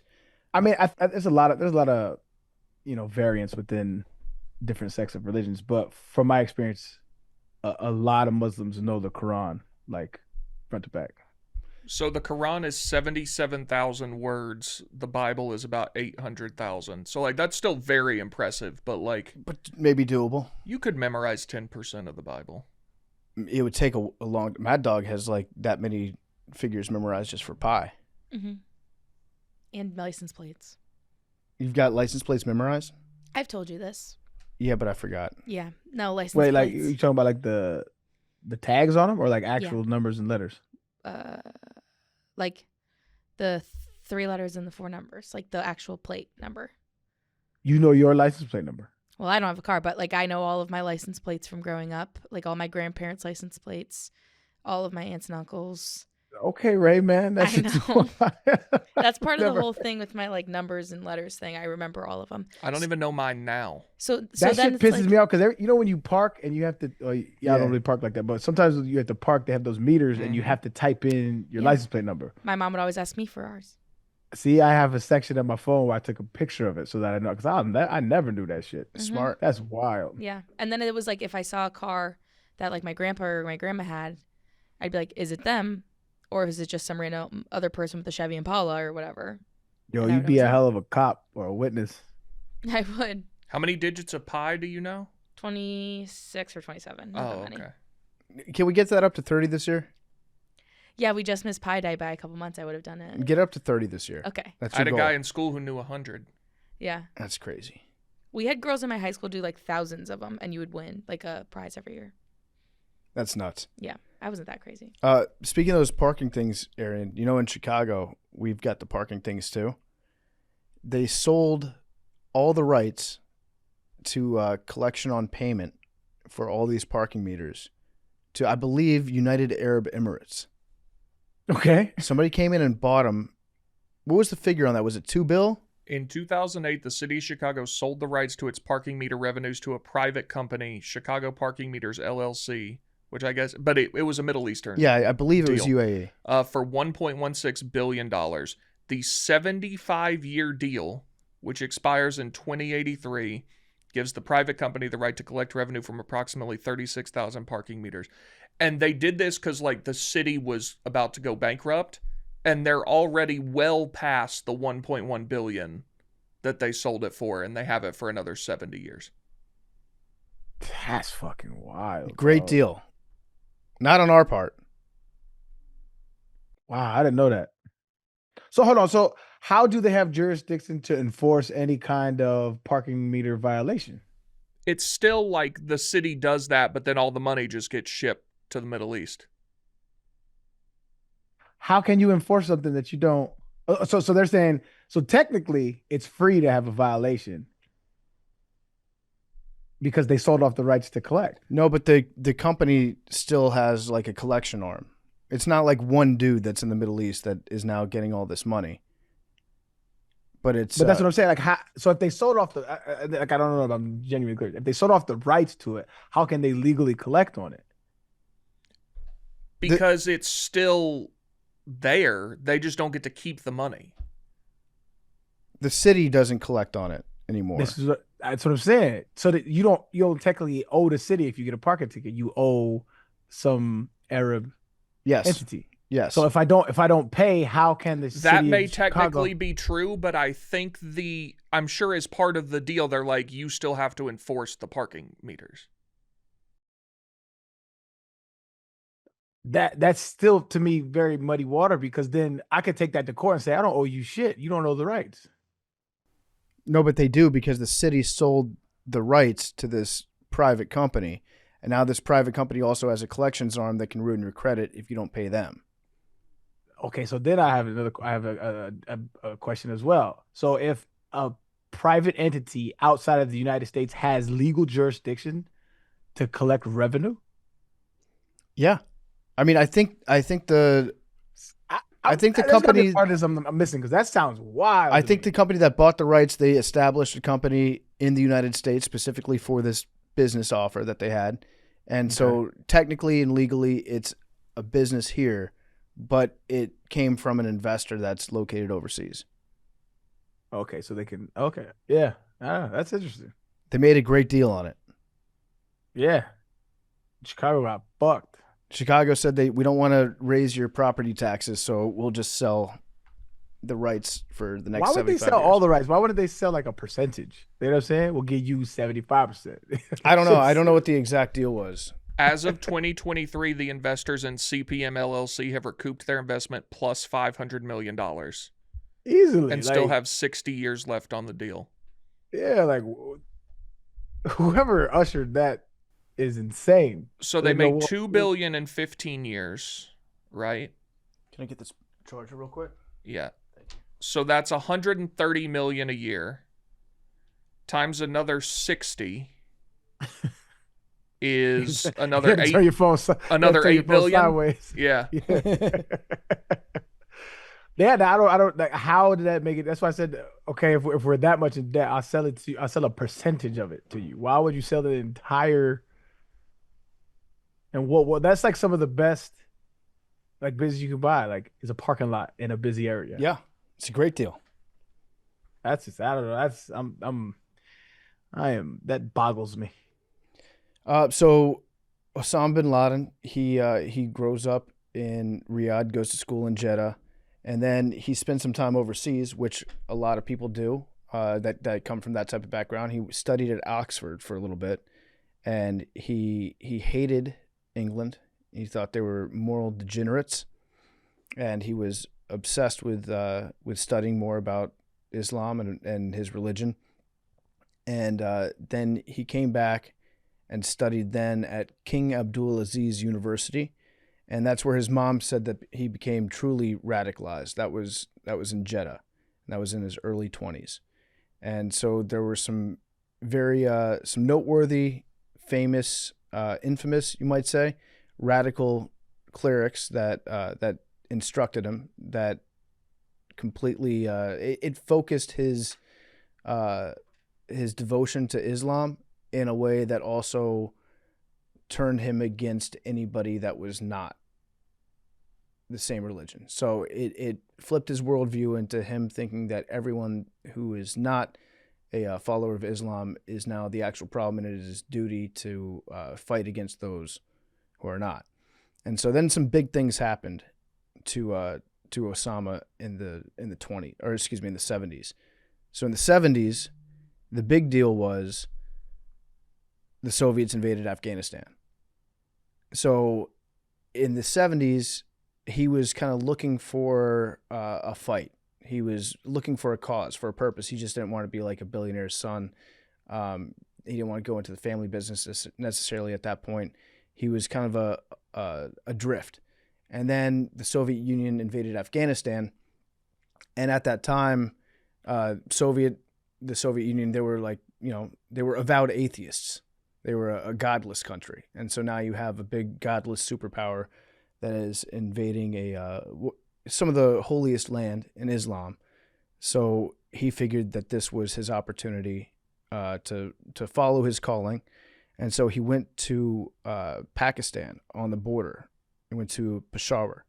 And so he wanted to join the resistance. And what he did was he wanted to support the Mujahideen, who were the holy fighters that were fighting against the godless outsiders.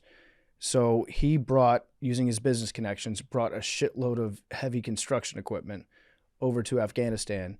And he was stationed at a base that overlooked an outpost for the Soviet army. And they could see them from a long distance away. And he was like, I want to die. I want to be martyred. I want to die for my religion. So I want to bring a shitload of construction equipment here. I want to build caves. I want to build underground tunnels and passageways. And I want them to see me while I'm doing it so that they'll attack us. That plan worked pretty well. The Soviets, they started bombing the munitions dumps. They started bombing the different rooms and the caves that they had. They started attacking. And Osama was like kind of determined to die at that point. So he would arm himself. He would go out and he would start fighting and shooting at the Soviet soldiers that were coming to try to take him out and take out the rest of the Mujahideen. And they didn't kill him. So he fought, and by all accounts, he was not a bad soldier. Like they were vastly outnumbered against the Soviet Union, and he fought the initial couple waves of attack off. And then he eventually got relieved, and some of the other these are the Afghani troops, took over for the Arab troops that had put themselves in that war. So it wasn't just Osama that thought, I'll go to Afghanistan. This was like a movement in Arab nations where a lot of Arab folk were like, this is our chance to kick out an atheist country that's trying to invade our holy land. So we're going to be almost like a mercenary army for God that tries to fight him out of Afghanistan. And then after a little bit of that, then the Afghanis, they said, we're going to go and fight our own war. So thank you for your help, but we've got it from here. But apparently he was like a pretty good soldier at the time. So it was Bin Laden and then his buddy Azam. They tried to recruit other people from the Middle East to be part of this war. So the Afghans, I believe they had significantly more losses than the Arab army did. Apparently, the Arab army lost only 8 or 13 fighters in this, but the Afghanistan army, they suffered way, way, way heavier losses after that. So he had a pretty significant role in defeating the Soviet Union as they invaded Afghanistan. And also, he was doing some business with the good old US of A and the CIA.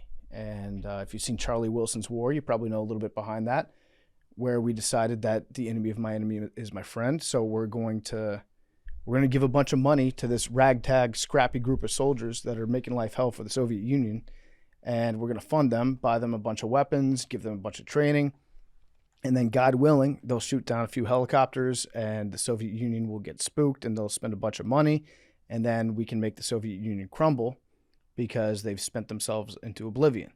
That was kind of the plan from the U.S. side of things. Which did kind of work. It did kind of work. It just later became an issue. I would say it did work. Yeah. I would say it definitely worked. And then later on, it becomes an issue. But Arian, what was the thing that you got sidetracked on? The origins of the relationship between the USSR and Afghanistan. Yeah. And so just kind of like reading that, it went back all the way to like 1919.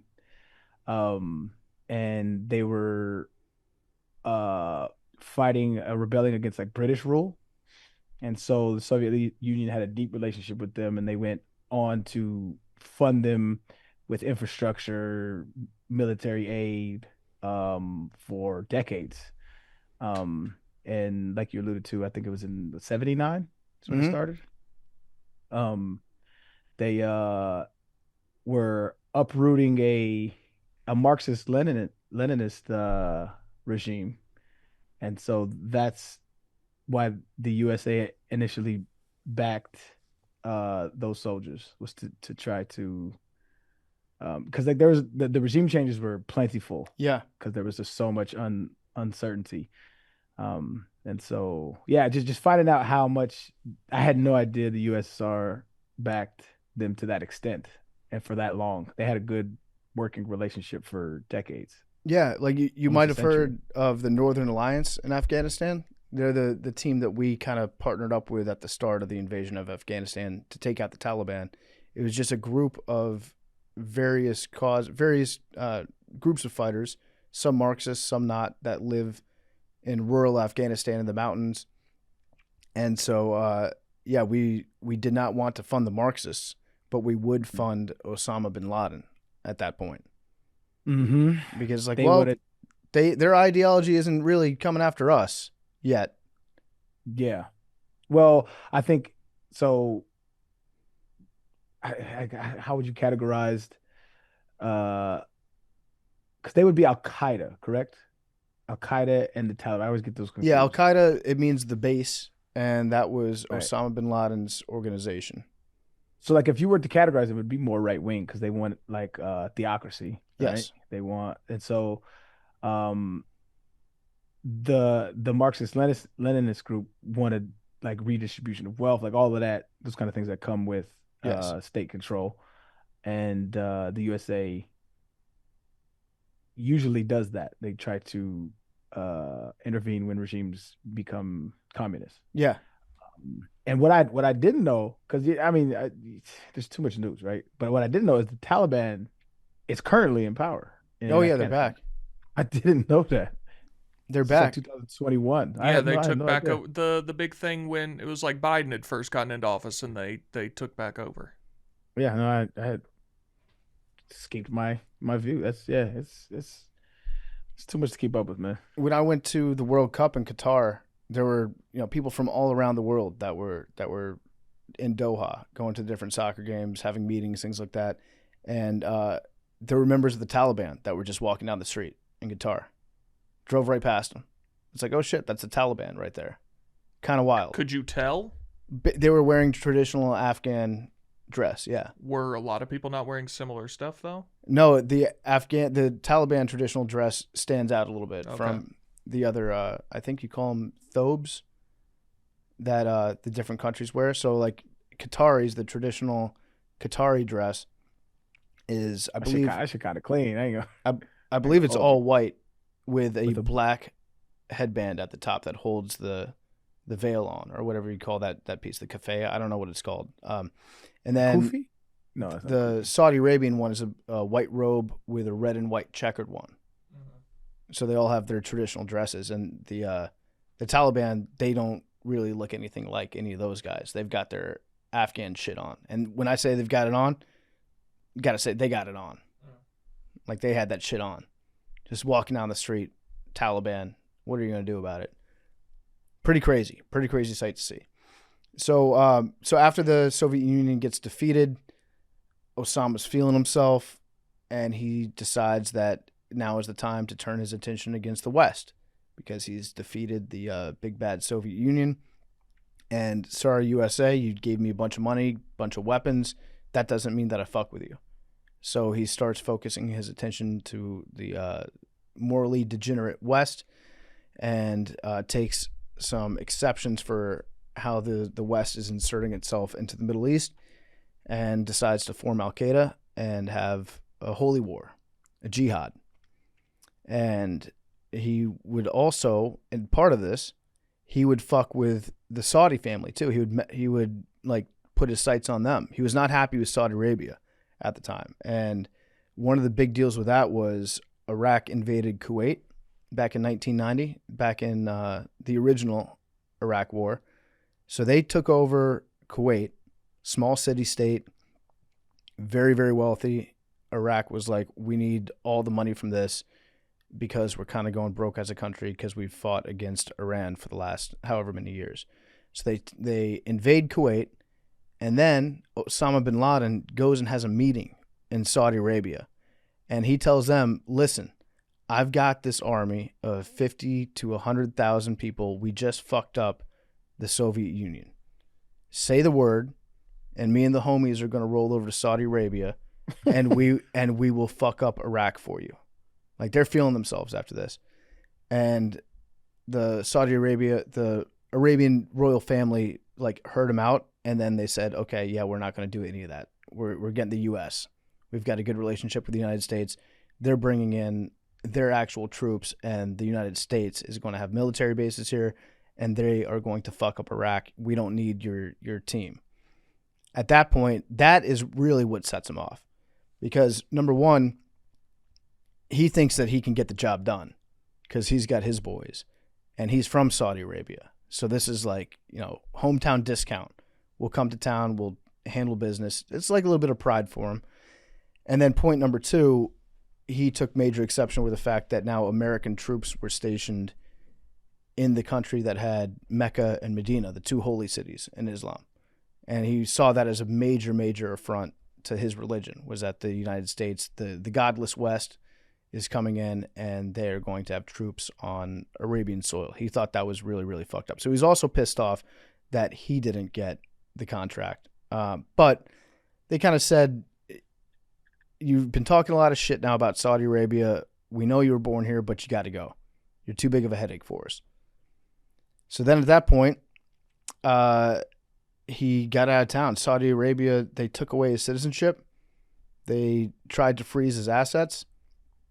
And he went overseas to Sudan. So he set up shop in Sudan for al-Qaeda.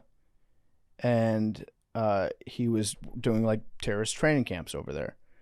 And then after he was in Sudan for a while, the block got too hot in Sudan again because he was, he's talking all this shit to the entire world pretty much. He's saying, yeah, I'm declaring a holy war against the United States. I'm declaring a holy war against all these other places. And eventually the pressure got too high for the people that were kind of housing him. And when he did that, he was responsible for that, for the bombing of the embassies. So, but that's not the full story. Before that, there was a bomb that went off in Yemen.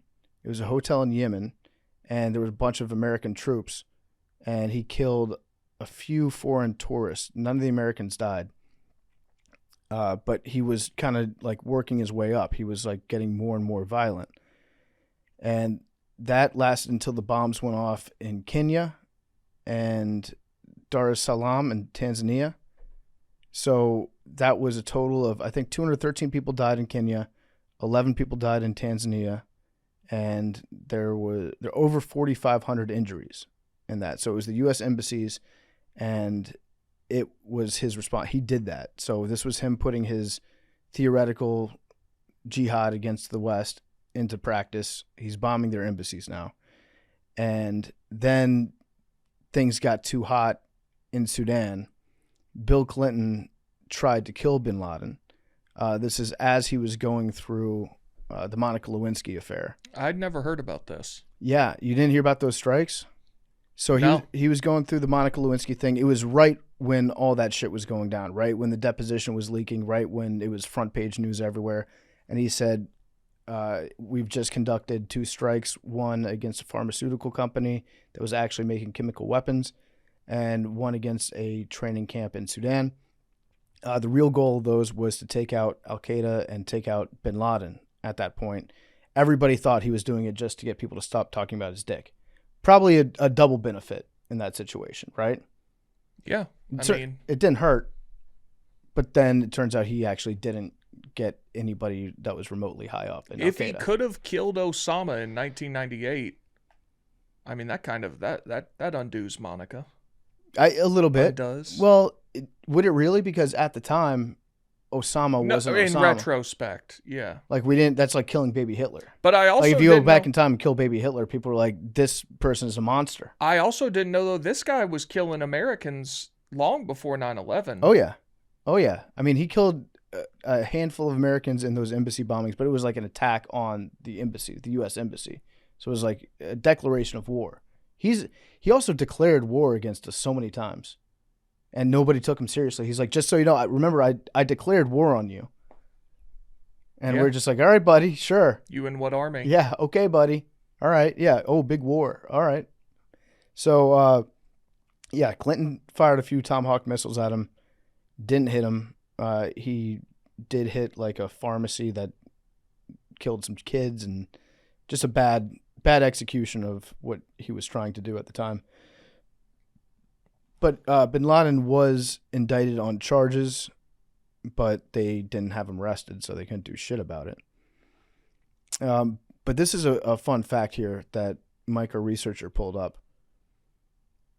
Bill Clinton told a group of businessmen in Australia the day before 9/11 that he missed an opportunity to kill Bin Laden in 1998. So he was saying that he could have killed the man behind those attacks, Osama Bin Laden, in 1998, but he decided against launching a strike out of concern for civilian casualties. So I guess this was another strike that he had tried to carry out, but he decided not to do it. And he said this on 9/10. September 10th, 2001. So apparently you had that. You had George Carlin do his stand-up entitled "I Love It When a Lot of People Die." Yep. And he talked about how much he loves when planes crash into buildings. Yep. What a... You had Jimmy Eat World put out an album called Bleed American. Really? They had to change that. I think they changed that to be self-titled. Okay. After the attacks. Is that the one that has...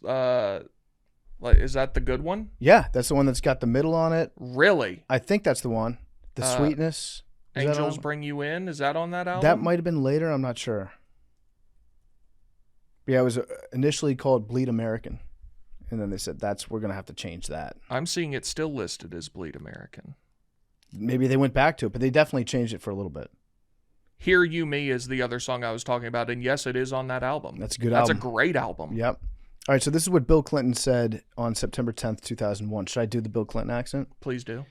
Excuse me.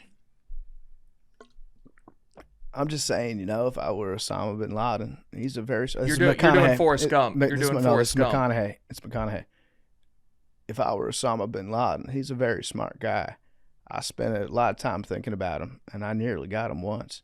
I could have killed him, but I would have had to destroy a little town called Kandahar in Afghanistan, kill 300 innocent women and children, and then I would have been no better than him. And so I didn't do it. That was a perfect Bill Clinton impression. But yeah, he missed him on several occasions. So then the attacks keep progressing from Bin Laden after he gets kicked out of Sudan for declaring war on America. I'd say fair play to Sudan. Yeah, like they did a good job hosting him for a while, but then when you're trying to start a war against the United States, not a great house guest move. Yeah. But he bombed the USS Cole, which was a destroyer that was off the coast of Yemen, and it belonged to the United States, obviously, the USS Cole. What he did was he took a small boat and he put a bunch of explosives in it, and then he just drove it right up to the boat, detonated it. Not him personally. It was a suicide attack, so it wasn't him, but it was an al-Qaeda member. 17 sailors got killed, 38 got injured, and he took credit for it. So it's just like a progression of more and more and more brazen attacks. And after that point, he goes to Afghanistan. So in Afghan culture, they've got this thing where it's very important to them to take care of guests. Like Big T, you could probably get airdropped into a remote village in Afghanistan and walk up and be like, "Hey, can I be your guest, please?" And they almost have to say, "Yeah, come on in, have some tea, have a meal. Now you live in our house with us until you want to leave." It's good to hear. So good family folk out there, good welcoming folk, to the extent where they said, oh, Osama Bin Laden, the internationally wanted terrorist, you've asked us if you can be a guest here. Sure. Yeah, you can be a guest here. And the Taliban, which I didn't realize this until today, the Taliban stands for the students. That's what their name means, because they're students of Islam, but very, very, very, very fundamentalist Islam. So Osama goes over there, and they're like, yeah, you can stay here. You can set up your camps. We'll just, they're like giving a tour of the country to some of their neighbors. Like, what's that guy over there with those monkey bars and the AK-47s? Oh, that's just our house guest, Osama. He just stays here. He's a good guy, keeps to himself mostly. So he's in Afghanistan for a while doing his training camp stuff. And I believe it was 1996, he invites an American journalist to come. So he was trying to do some PR, some marketing for himself, get the world's attention. And he went out to like the BBC, he went out to CNN, all these places, and then decided, I want the widest reach. I'm going to bring a CNN reporter here into Afghanistan. Have you watched the Osama doc on Netflix? I have, yeah. Okay. So yeah, they talk to this guy. Pretty crazy, right? Yeah. So they fly in, CNN flies in like $70,000 worth of equipment to do this interview because they've got a big scoop. And Osama he obviously wasn't as well known back then, but he was still a name that most people knew of. So he flies in like $70,000 worth of recording equipment for CNN, and the CNN guy's like, okay, we're going to go meet up with his people. They're going to take us to wherever he lives, and we'll record the interview. The al-Qaeda guys meet with the CNN guy, and they say, yeah, you're not bringing any of this stuff with you, because I think it's probably got some sort of tracking, tracing equipment. You're not getting GPS coordinates. You're not sending any of that back. Just come out to the cave, and we'll give you a handy cam, and then we'll record it, and then we'll give you the tape, and then you can leave. And the guy from CNN was in no place to be like, fuck you on my conditions. You're dealing with al-Qaeda terrorists here. So he said, okay, I'll do what I do. Goes out there, does the interview. And Osama bin Laden at that point says, not only am I declaring war on the United States and the United States government, I'm declaring war on every United States citizen. I think it's the moral responsibility of anyone who practices Islam to kill Americans on sight. He said, we do not differentiate between those wearing military uniforms and not. Yes. So, he again, another escalation. And it airs, I believe, on 60 Minutes. And Americans were like shocked by, wow, this is scary. This guy wants to kill everyone. But still did not really, I don't think people took him nearly as seriously as they probably should have. But yeah, he just basically said, open season, you guys, yeah, you want to call me terrorist? Yeah, I'm a terrorist. I will kill every American that I see. In fact, there was one point, he never really liked Americans. Back when he was in Afghanistan, there would be like an American like truck driver or something like that helping to deliver weapons or equipment. And at one point, he offered one of his lieutenants, he's like, I'll give you $500 if you just kill that American on the way back. I don't think the guy did it, but he always had, like, that was part of his makeup. But now he's declaring it on an international, on the news. He's going on the news being like, yeah, I'm going to kill all of you. So, and the interviewer, there was no translator. So Osama was just answering in Arabic, and he didn't know what he was saying. And then the guy who did the interview got back to his producer, whoever. He's like, what did he say? And the producer's like, we need to get the tapes and leave here right now. Yeah. I mean, the man knew how to make an impression. He was 6'4". He had the beard. And when he walked in for the interview, he just rolls into the cave carrying an AK-47. And he just like puts it on the wall behind him. He's like, you will interview me in front of my gun. So he meant business. Should have hooped. Osama, tall as hell. Shout out Terry Rozier. Some fun facts about his personal life. He used natural aphrodisiacs. Okay. So he permitted his second wife to divorce him in 1993. They got married for 10 years. And then he told his first wife to leave him in 2001. That's good for her getting out of there in 2001. And then his fifth wife was a 16-year-old Yemeni woman. He married her in 2000. And then he told his other wives that she was actually 30. And she's highly educated. And he, let's see, it says that to improve the chances that Yemen would give him sanctuary in case he had to flee Afghanistan, that's the only reason why he's getting a mini wife. Don't worry, ladies. Like, I don't even really love her. She's not 16, she's 30, and I just need her in case we need to move. It would be useful to have a wife from Yemen. So that was a woman that was in bed with him the night that he got shot. The other 2 women got demoted to the downstairs bedroom in that. So he had some favorites. I mean, you didn't want to be the favorite that night. Did she die? I believe she died, yeah. I think I've heard a couple different accounts of it. I think she charged at him or at somebody that was in the raid and got shot. But yeah, so that brings us up to about 9/11, where now he he gets the 19 Saudi hijackers and does the worst act of terrorism that we've ever had in the United States. But it was a lot of knowing he was bad and then just kind of like putting our head in the sand saying, oh, he's probably not going to do anything else. Oh, this guy's just talking out of his ass. The wife that was with him was shot in the leg but didn't die. Okay.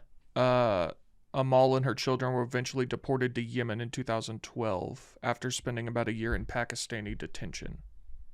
Okay, so they captured some of his wives and then got him out.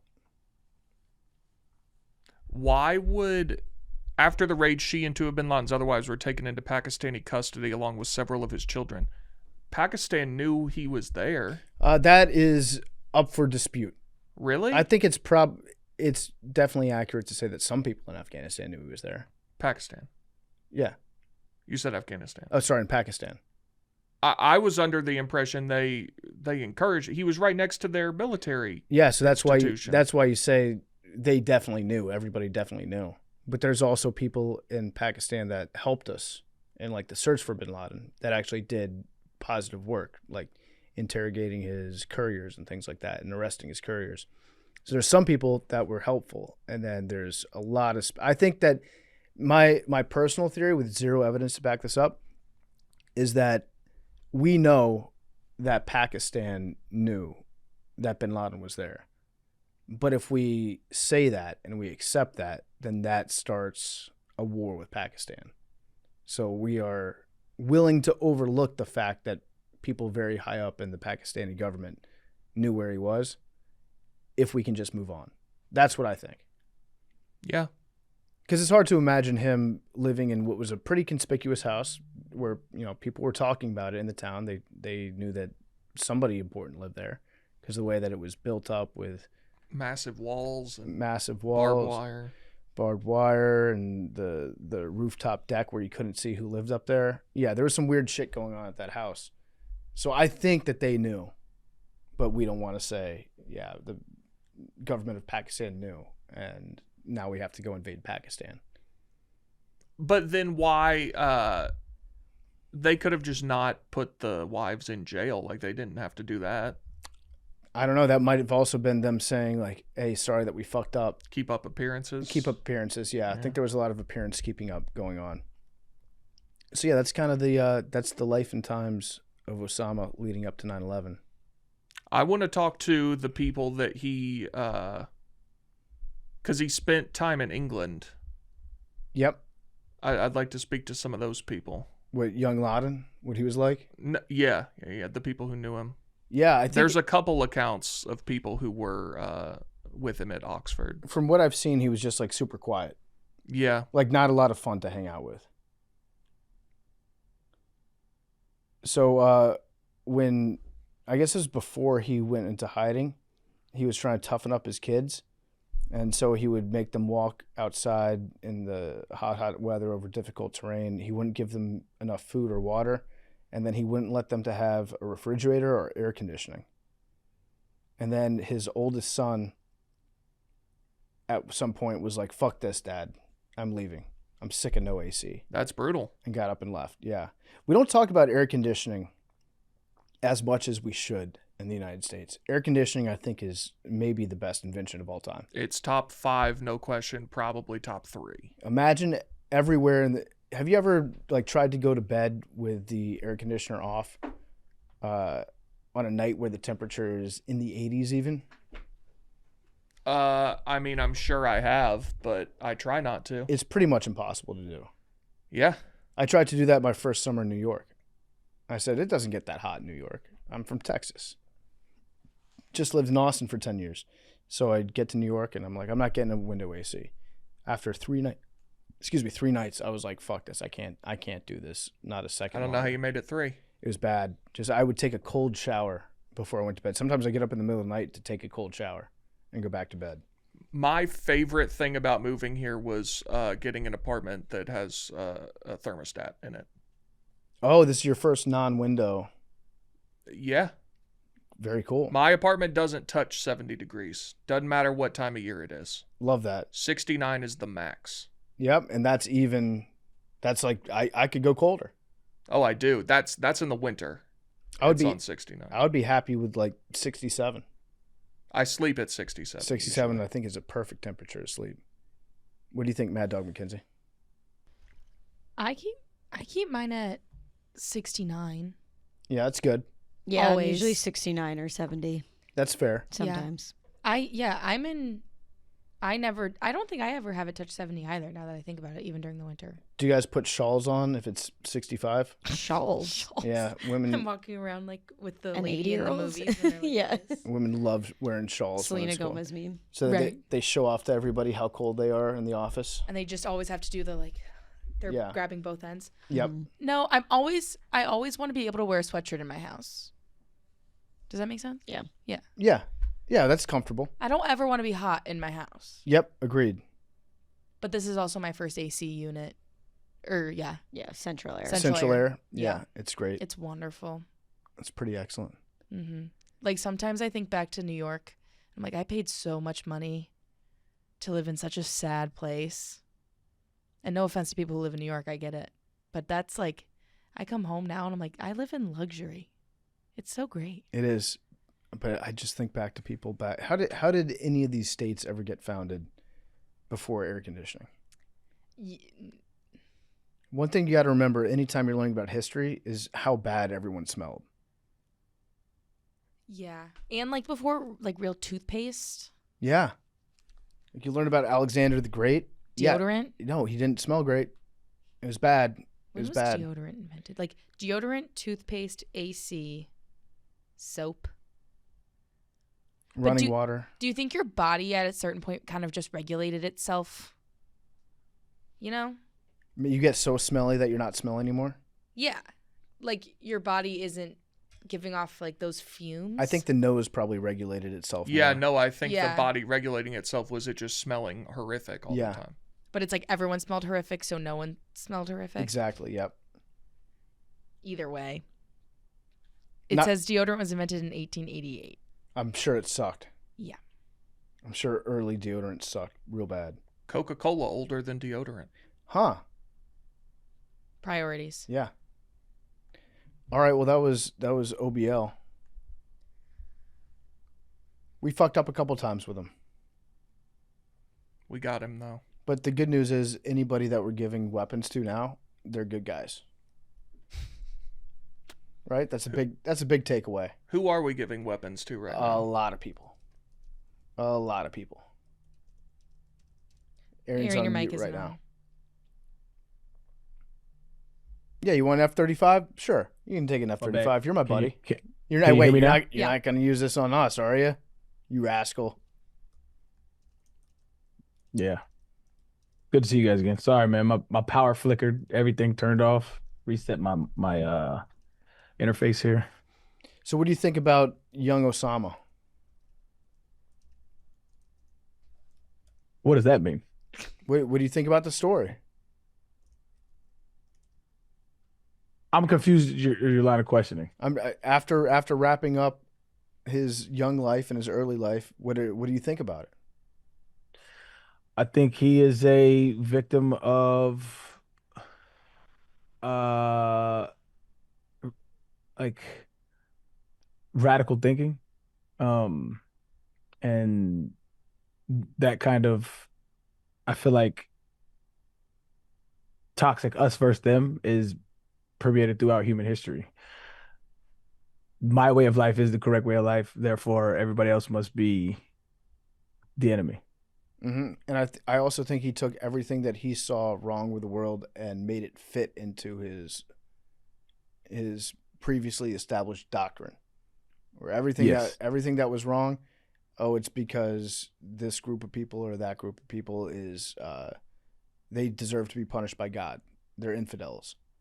Yeah. So it was also why I kind of strayed away from religious teachings in the first place, is because if your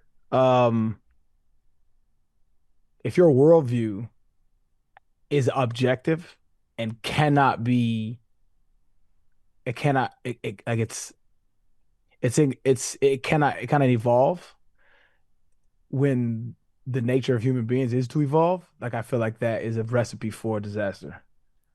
Yeah, his worldview almost devolves. It eventually will. Where now it's like I am going to try to kill women and children. Yep. Yeah, not a good guy. Bad guy. Evil guy. It is crazy how he was able to escape capture for so long, though. Yeah, it's pretty smooth. How did they end up getting him? It was like a satellite surveillance, right? Well, what happened? We got some useful witnesses that through interrogation led them to one of his couriers, and then they tracked one of the couriers. Gotcha. And the courier went to this house, and then they're like, we're going to put this house under surveillance because it might be Osama. And then they studied, they watched, and then they were like, it's like 50-50 whether or not it's him. We got satellite images of this very blurry, tall person on the roof. If you watch the documentary, that's a crazy part where they have the satellite image on the roof and then using like triangulation or whatever and going off of his shadow, they estimate how tall that individual was. That's when he would walk around every day in the garden. Yeah. And they said, we know this guy's tall, and they measured the shadow and figured out that the guy was like 6'4", 6'5". They said, okay, well, we know that's how tall he is. And they called him the pacer because they couldn't tell who it was. They could just see from the top down. Yeah. And then... which is impressive as fuck in itself. Yeah. We tried to do some fucked up stuff, too, when we were trying... Obviously, we wanted to ID whether or not this was him so we could go in and kill him. But one of the steps that they tried to take was to send Red Cross doctors to that compound to give smallpox vaccines for free. But they were also collecting DNA from the kids that they were going to vaccinate so they could check that DNA to see if it was Bin Laden DNA, which is a fucked up thing. Not because, like, oh, you're giving vaccinations and you're going to give Osama Bin Laden's kids autism. No, not for that reason. It was because it was fucked up because you can't have doctors that are actually like coming to get you, because then it makes medics fair game in any sort of, military engagement. It's like these guys are trying to kill me too. And the whole point of having that Red Cross on you is you need to respect this as a non-combatant, a medic. So that's pretty fucked up that we did that. Do you think it would have been a big deal at all if we did that and it wasn't him? Like our bad? Like they talk about it, and I'm sure in the immediate it would have been a like bad for Obama and whatever. But like, do you think it would have had any like in the 2012 election, would people have cared? I don't think so. Yeah, I think so. Really? I think so. Yeah. Yeah, I mean, it wasn't a given that he was going to beat Romney until after this happened. Then everybody was like, well, this is done. But so you think it would have like negatively affected him that much that he might have lost? Yes, I think so. I don't think so. I don't think so. I think it might have. People didn't love Obama when he was president. People would have forgot, but that wouldn't have been why, I don't think. I think that would have been a major, major talking point for Romney. Major one, because like all Obama had to do during the debates was like, "Yep, well, let's be clear, Osama bin Laden put a bullet in his head," and Romney. It definitely helped him a lot. Yeah, So you're saying just not having the positive momentum would have... That would have hurt him, yes. But not necessarily that, we carried out this raid in Pakistan and we killed like 10 people, but it wasn't Osama. You don't think that would have hurt him necessarily? No, the Tea Party was starting to gain a lot of momentum right around that time. Because Obama, we were getting out of the major financial crash that we were in. So there was a lot of money being spent. The Tea Party was not happy.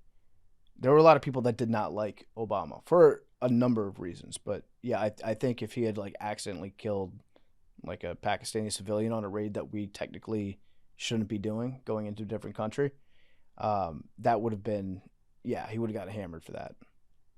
So in his house, they grabbed a bunch of his hard drives. Here's just a sampling of some of the Western media that he had on his computers. He had Super Mario Brothers, Dragon Ball Z. Come on. He had Counter-Strike. Damn, that's actually wild. Yeah.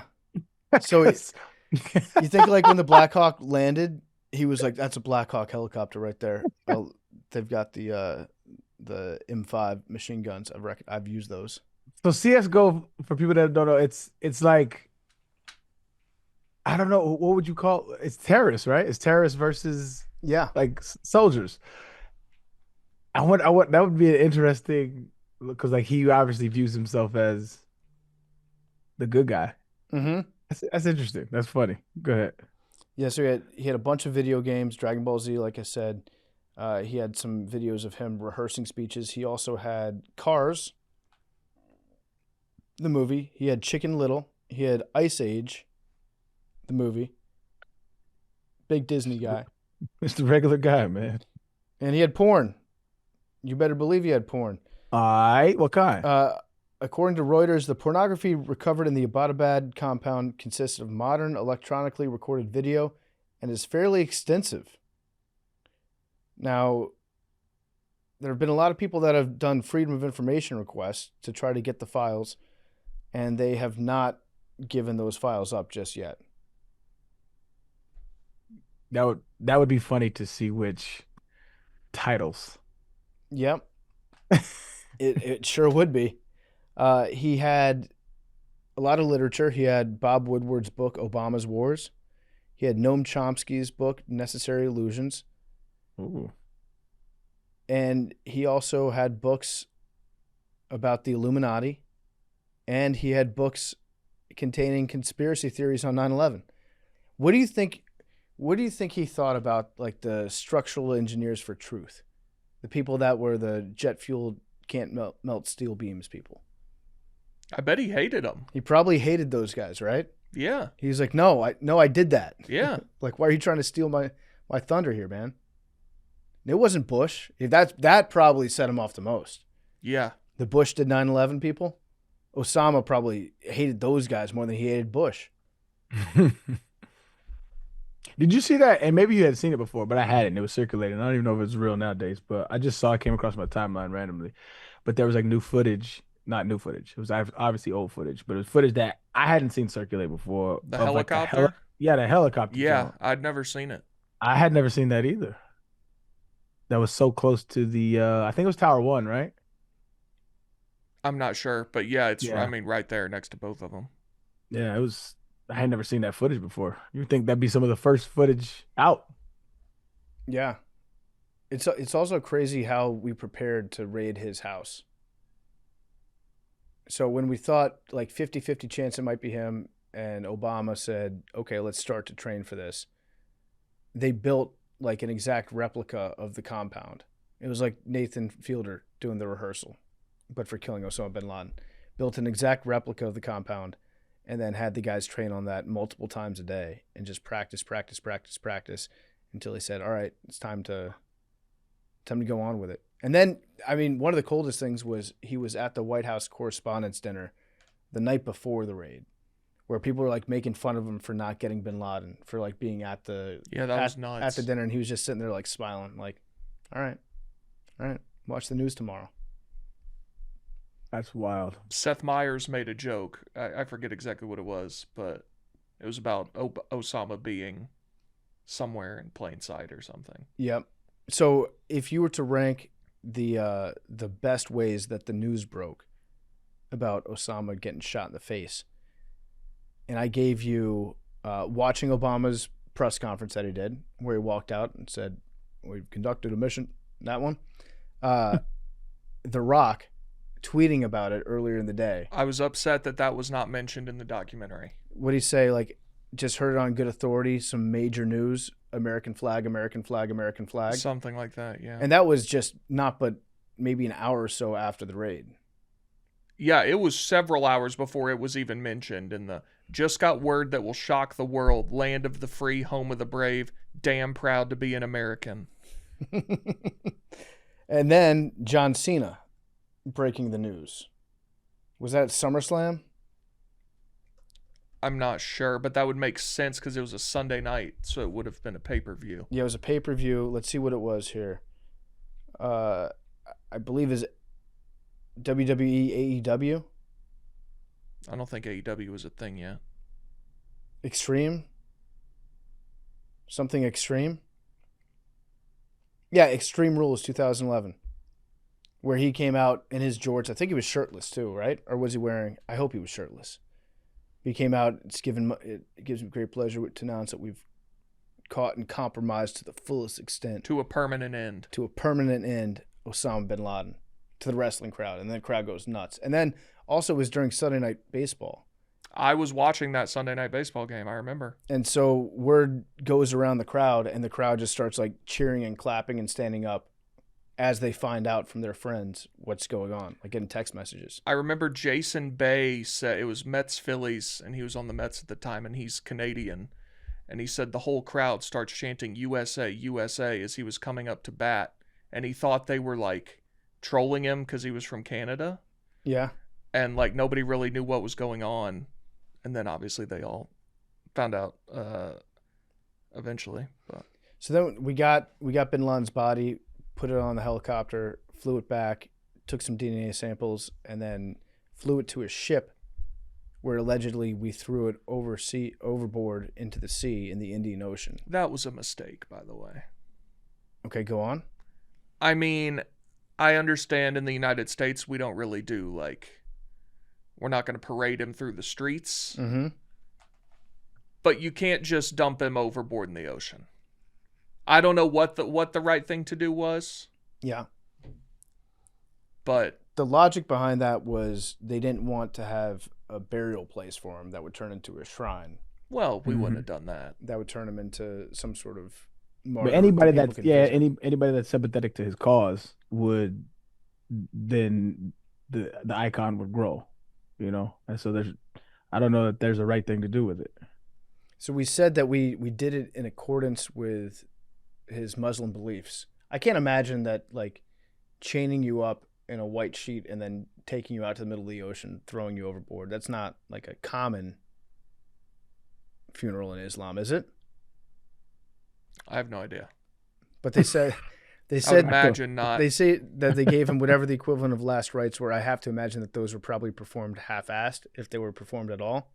I really hope they didn't do that, too. They might not have done that. But then some people think that it wasn't his body. That his body's somewhere else. Some people think he wasn't killed. I think I'm very confident we got him. There would be too many people involved, I think, for him to still be alive. And like just rotting in a jail cell. Also, there would have been a rush to beat. Is it Robert O'Neill? Is he the guy? Yeah. I mean, there'd be. You said there are multiple people who've claimed to have killed him. I've never seen anyone other than him. Yeah, a couple people have. I always thought that part of the deal with being a Navy SEAL was like you don't talk about what you did, unless you're trying to get a book deal. Yeah, I don't know. And then it's okay. One thing that I saw in the documentary too was it was the naming of SEAL Team 6 that I didn't know. Oh, previously. yeah, that was awesome. Because we had SEAL Team 1 and we had SEAL Team 2, and then we made SEAL Team 6 so that the Soviet Union would be like, oh, fuck, we missed out on SEAL Teams 3, 4, and 5 that we don't even know about. Yeah, that was good. Because that's like an old urban legend about the pigs. You ever hear about the pigs? Something, yeah. So like, but Senior Prank, we got 3 pigs. and we greased them up real good and put them in the hallway of our school for the principal to find. And we painted 1 on the side of one, and then we painted 2 on the side of the other. Then we painted 4 on the side of the third pig. So principal's been looking all over the school for that damn pig 3. He'll never find it. I think that's what we did with our SEAL teams. I think somebody's heard that legend, or maybe they thought that this happened at a high school like 2 towns over, and this general goes into like a meeting of the Joint Chiefs. He's like, I've got a great idea for the number for the next SEAL team. I had never heard the pig thing before. That's fucking funny. Oh, yeah. Oh, wow. This is a very humbling moment. I looked up John Cena announcing the death of Osama Bin Laden, and the first article that I clicked on, it's in reference to an interview that I did on Part of My Take. Wow. I was being fed the news live. We're at PPV in the D.C. area. We're talking, this is a piece of news that shook the United States to its very core with the events of 9/11. I thought it was something that people should know. Okay, I know this information now. I'm in front of this audience. They should know it. To make it as digestible as possible, and that's what popped into my head. I wanted people to not find out when they got home. I thought that event and that moment in time was so impactful. The fact that he's shirtless wearing the jorts, announcing to the nation. He didn't like you guys, correct? Second time, didn't really care for us. He was having a bad day. Okay. That might have even been the third time that we had him on. Why? What happened? What'd you say? Nothing. There was some news that came out like a year before that he died. And it was some like blog in India that just wrote it up. Had absolutely no proof, obviously, behind that piece of information. And then like 6 hours later, he had to be like, hey, there's a bunch of rumors that I'm dead. I'm not dead. I think Big Cat asked him a question about like, was that even like kind of cool for that 6 hours seeing all these people say great things about you when they thought that you were dead? Like pretty standard, like joking question. And then John Cena, who by the way is wearing like a full superhero outfit with giant gold gloves doing this interview. He was like, I don't think that's funny at all to joke about death. And Big Cat was like, I mean, like, you know, if there's that old saying about if you could see your own funeral, that might be a good moment. So tell people while they're still around that you love them. He's like, I just don't find that very funny. And you guys are talking about death. And he got the interview flipped. Wah, wah. The interview flipped at that point. And then later on, he just started talking about like a close friend of his had died like a couple weeks ago. And that's why he was upset. But it was a very strange interview. Very strange. I can see both sides. But if you listen to it, you'll be like, what? He's being very, very odd about this. Combative. Yeah. But we'll have him back on hopefully at some point. Probably just ask him the exact same questions. Oh, you got to. You got to. We'll just run it back and see if it's just his mood at that point. Ask him if he still got those jorts. Yeah. I would buy those jorts. I would. He's a bad guy now. I know. How long do you think that's going to last for? Are you talking about in the universe of the W whatever? Yeah. He used to be a good guy? He was the good guy when I was a child. I'm not aware of any of the wrestling lore. He was like the American like hero guy. Gotcha. And now I guess he's a heel. How did they flip him? I'm not sure. It was pretty recently. I just remember people freaking out about it when it happened. Got his ass. Yep.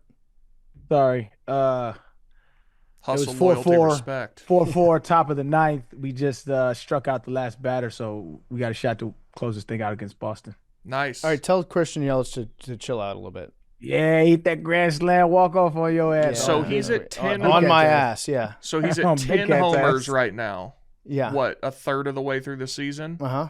So he could be close to 20 at the All-Star break.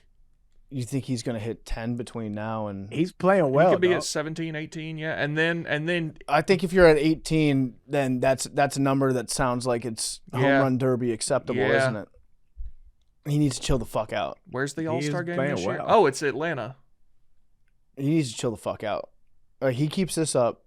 If he gets in the 16, 17 range before the All-Star break, the name Tanya Harding comes to mind.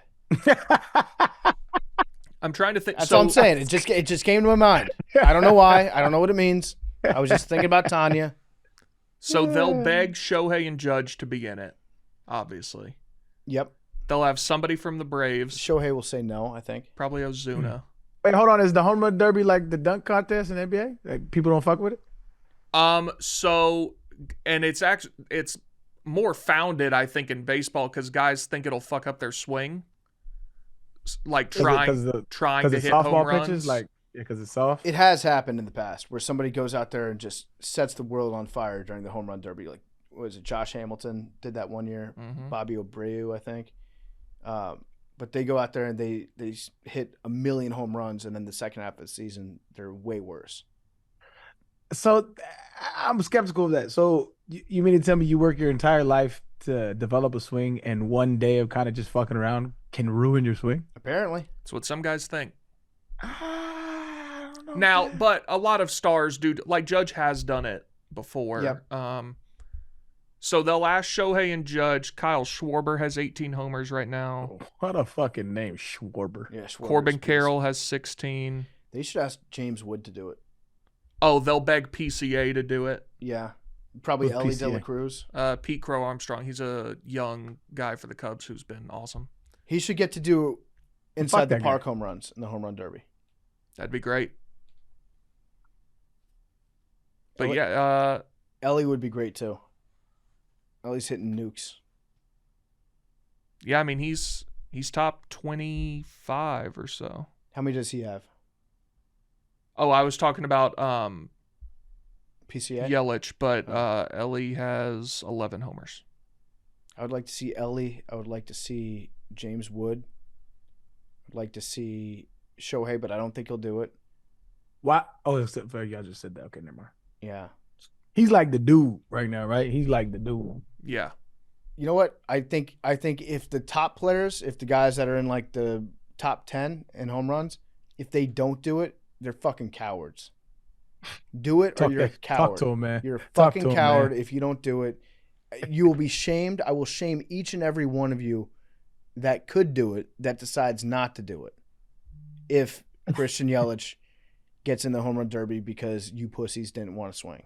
Someone at MLB surely is aware of this. Yes. And will do their best. Oh, really? MLB, you want the big story about the home run derby to be two 40-year-old podcasters tongue punching each other's fart boxes? That's what you want. That's what you want to think about when it comes to Major League Baseball, because that's all people will be saying about Major League. If you're comfortable with your brand being analingus, then by all means, you go ahead and you encourage. We really need Shohei to not do it because I think they usually try to split it up pretty evenly between left and right-handed.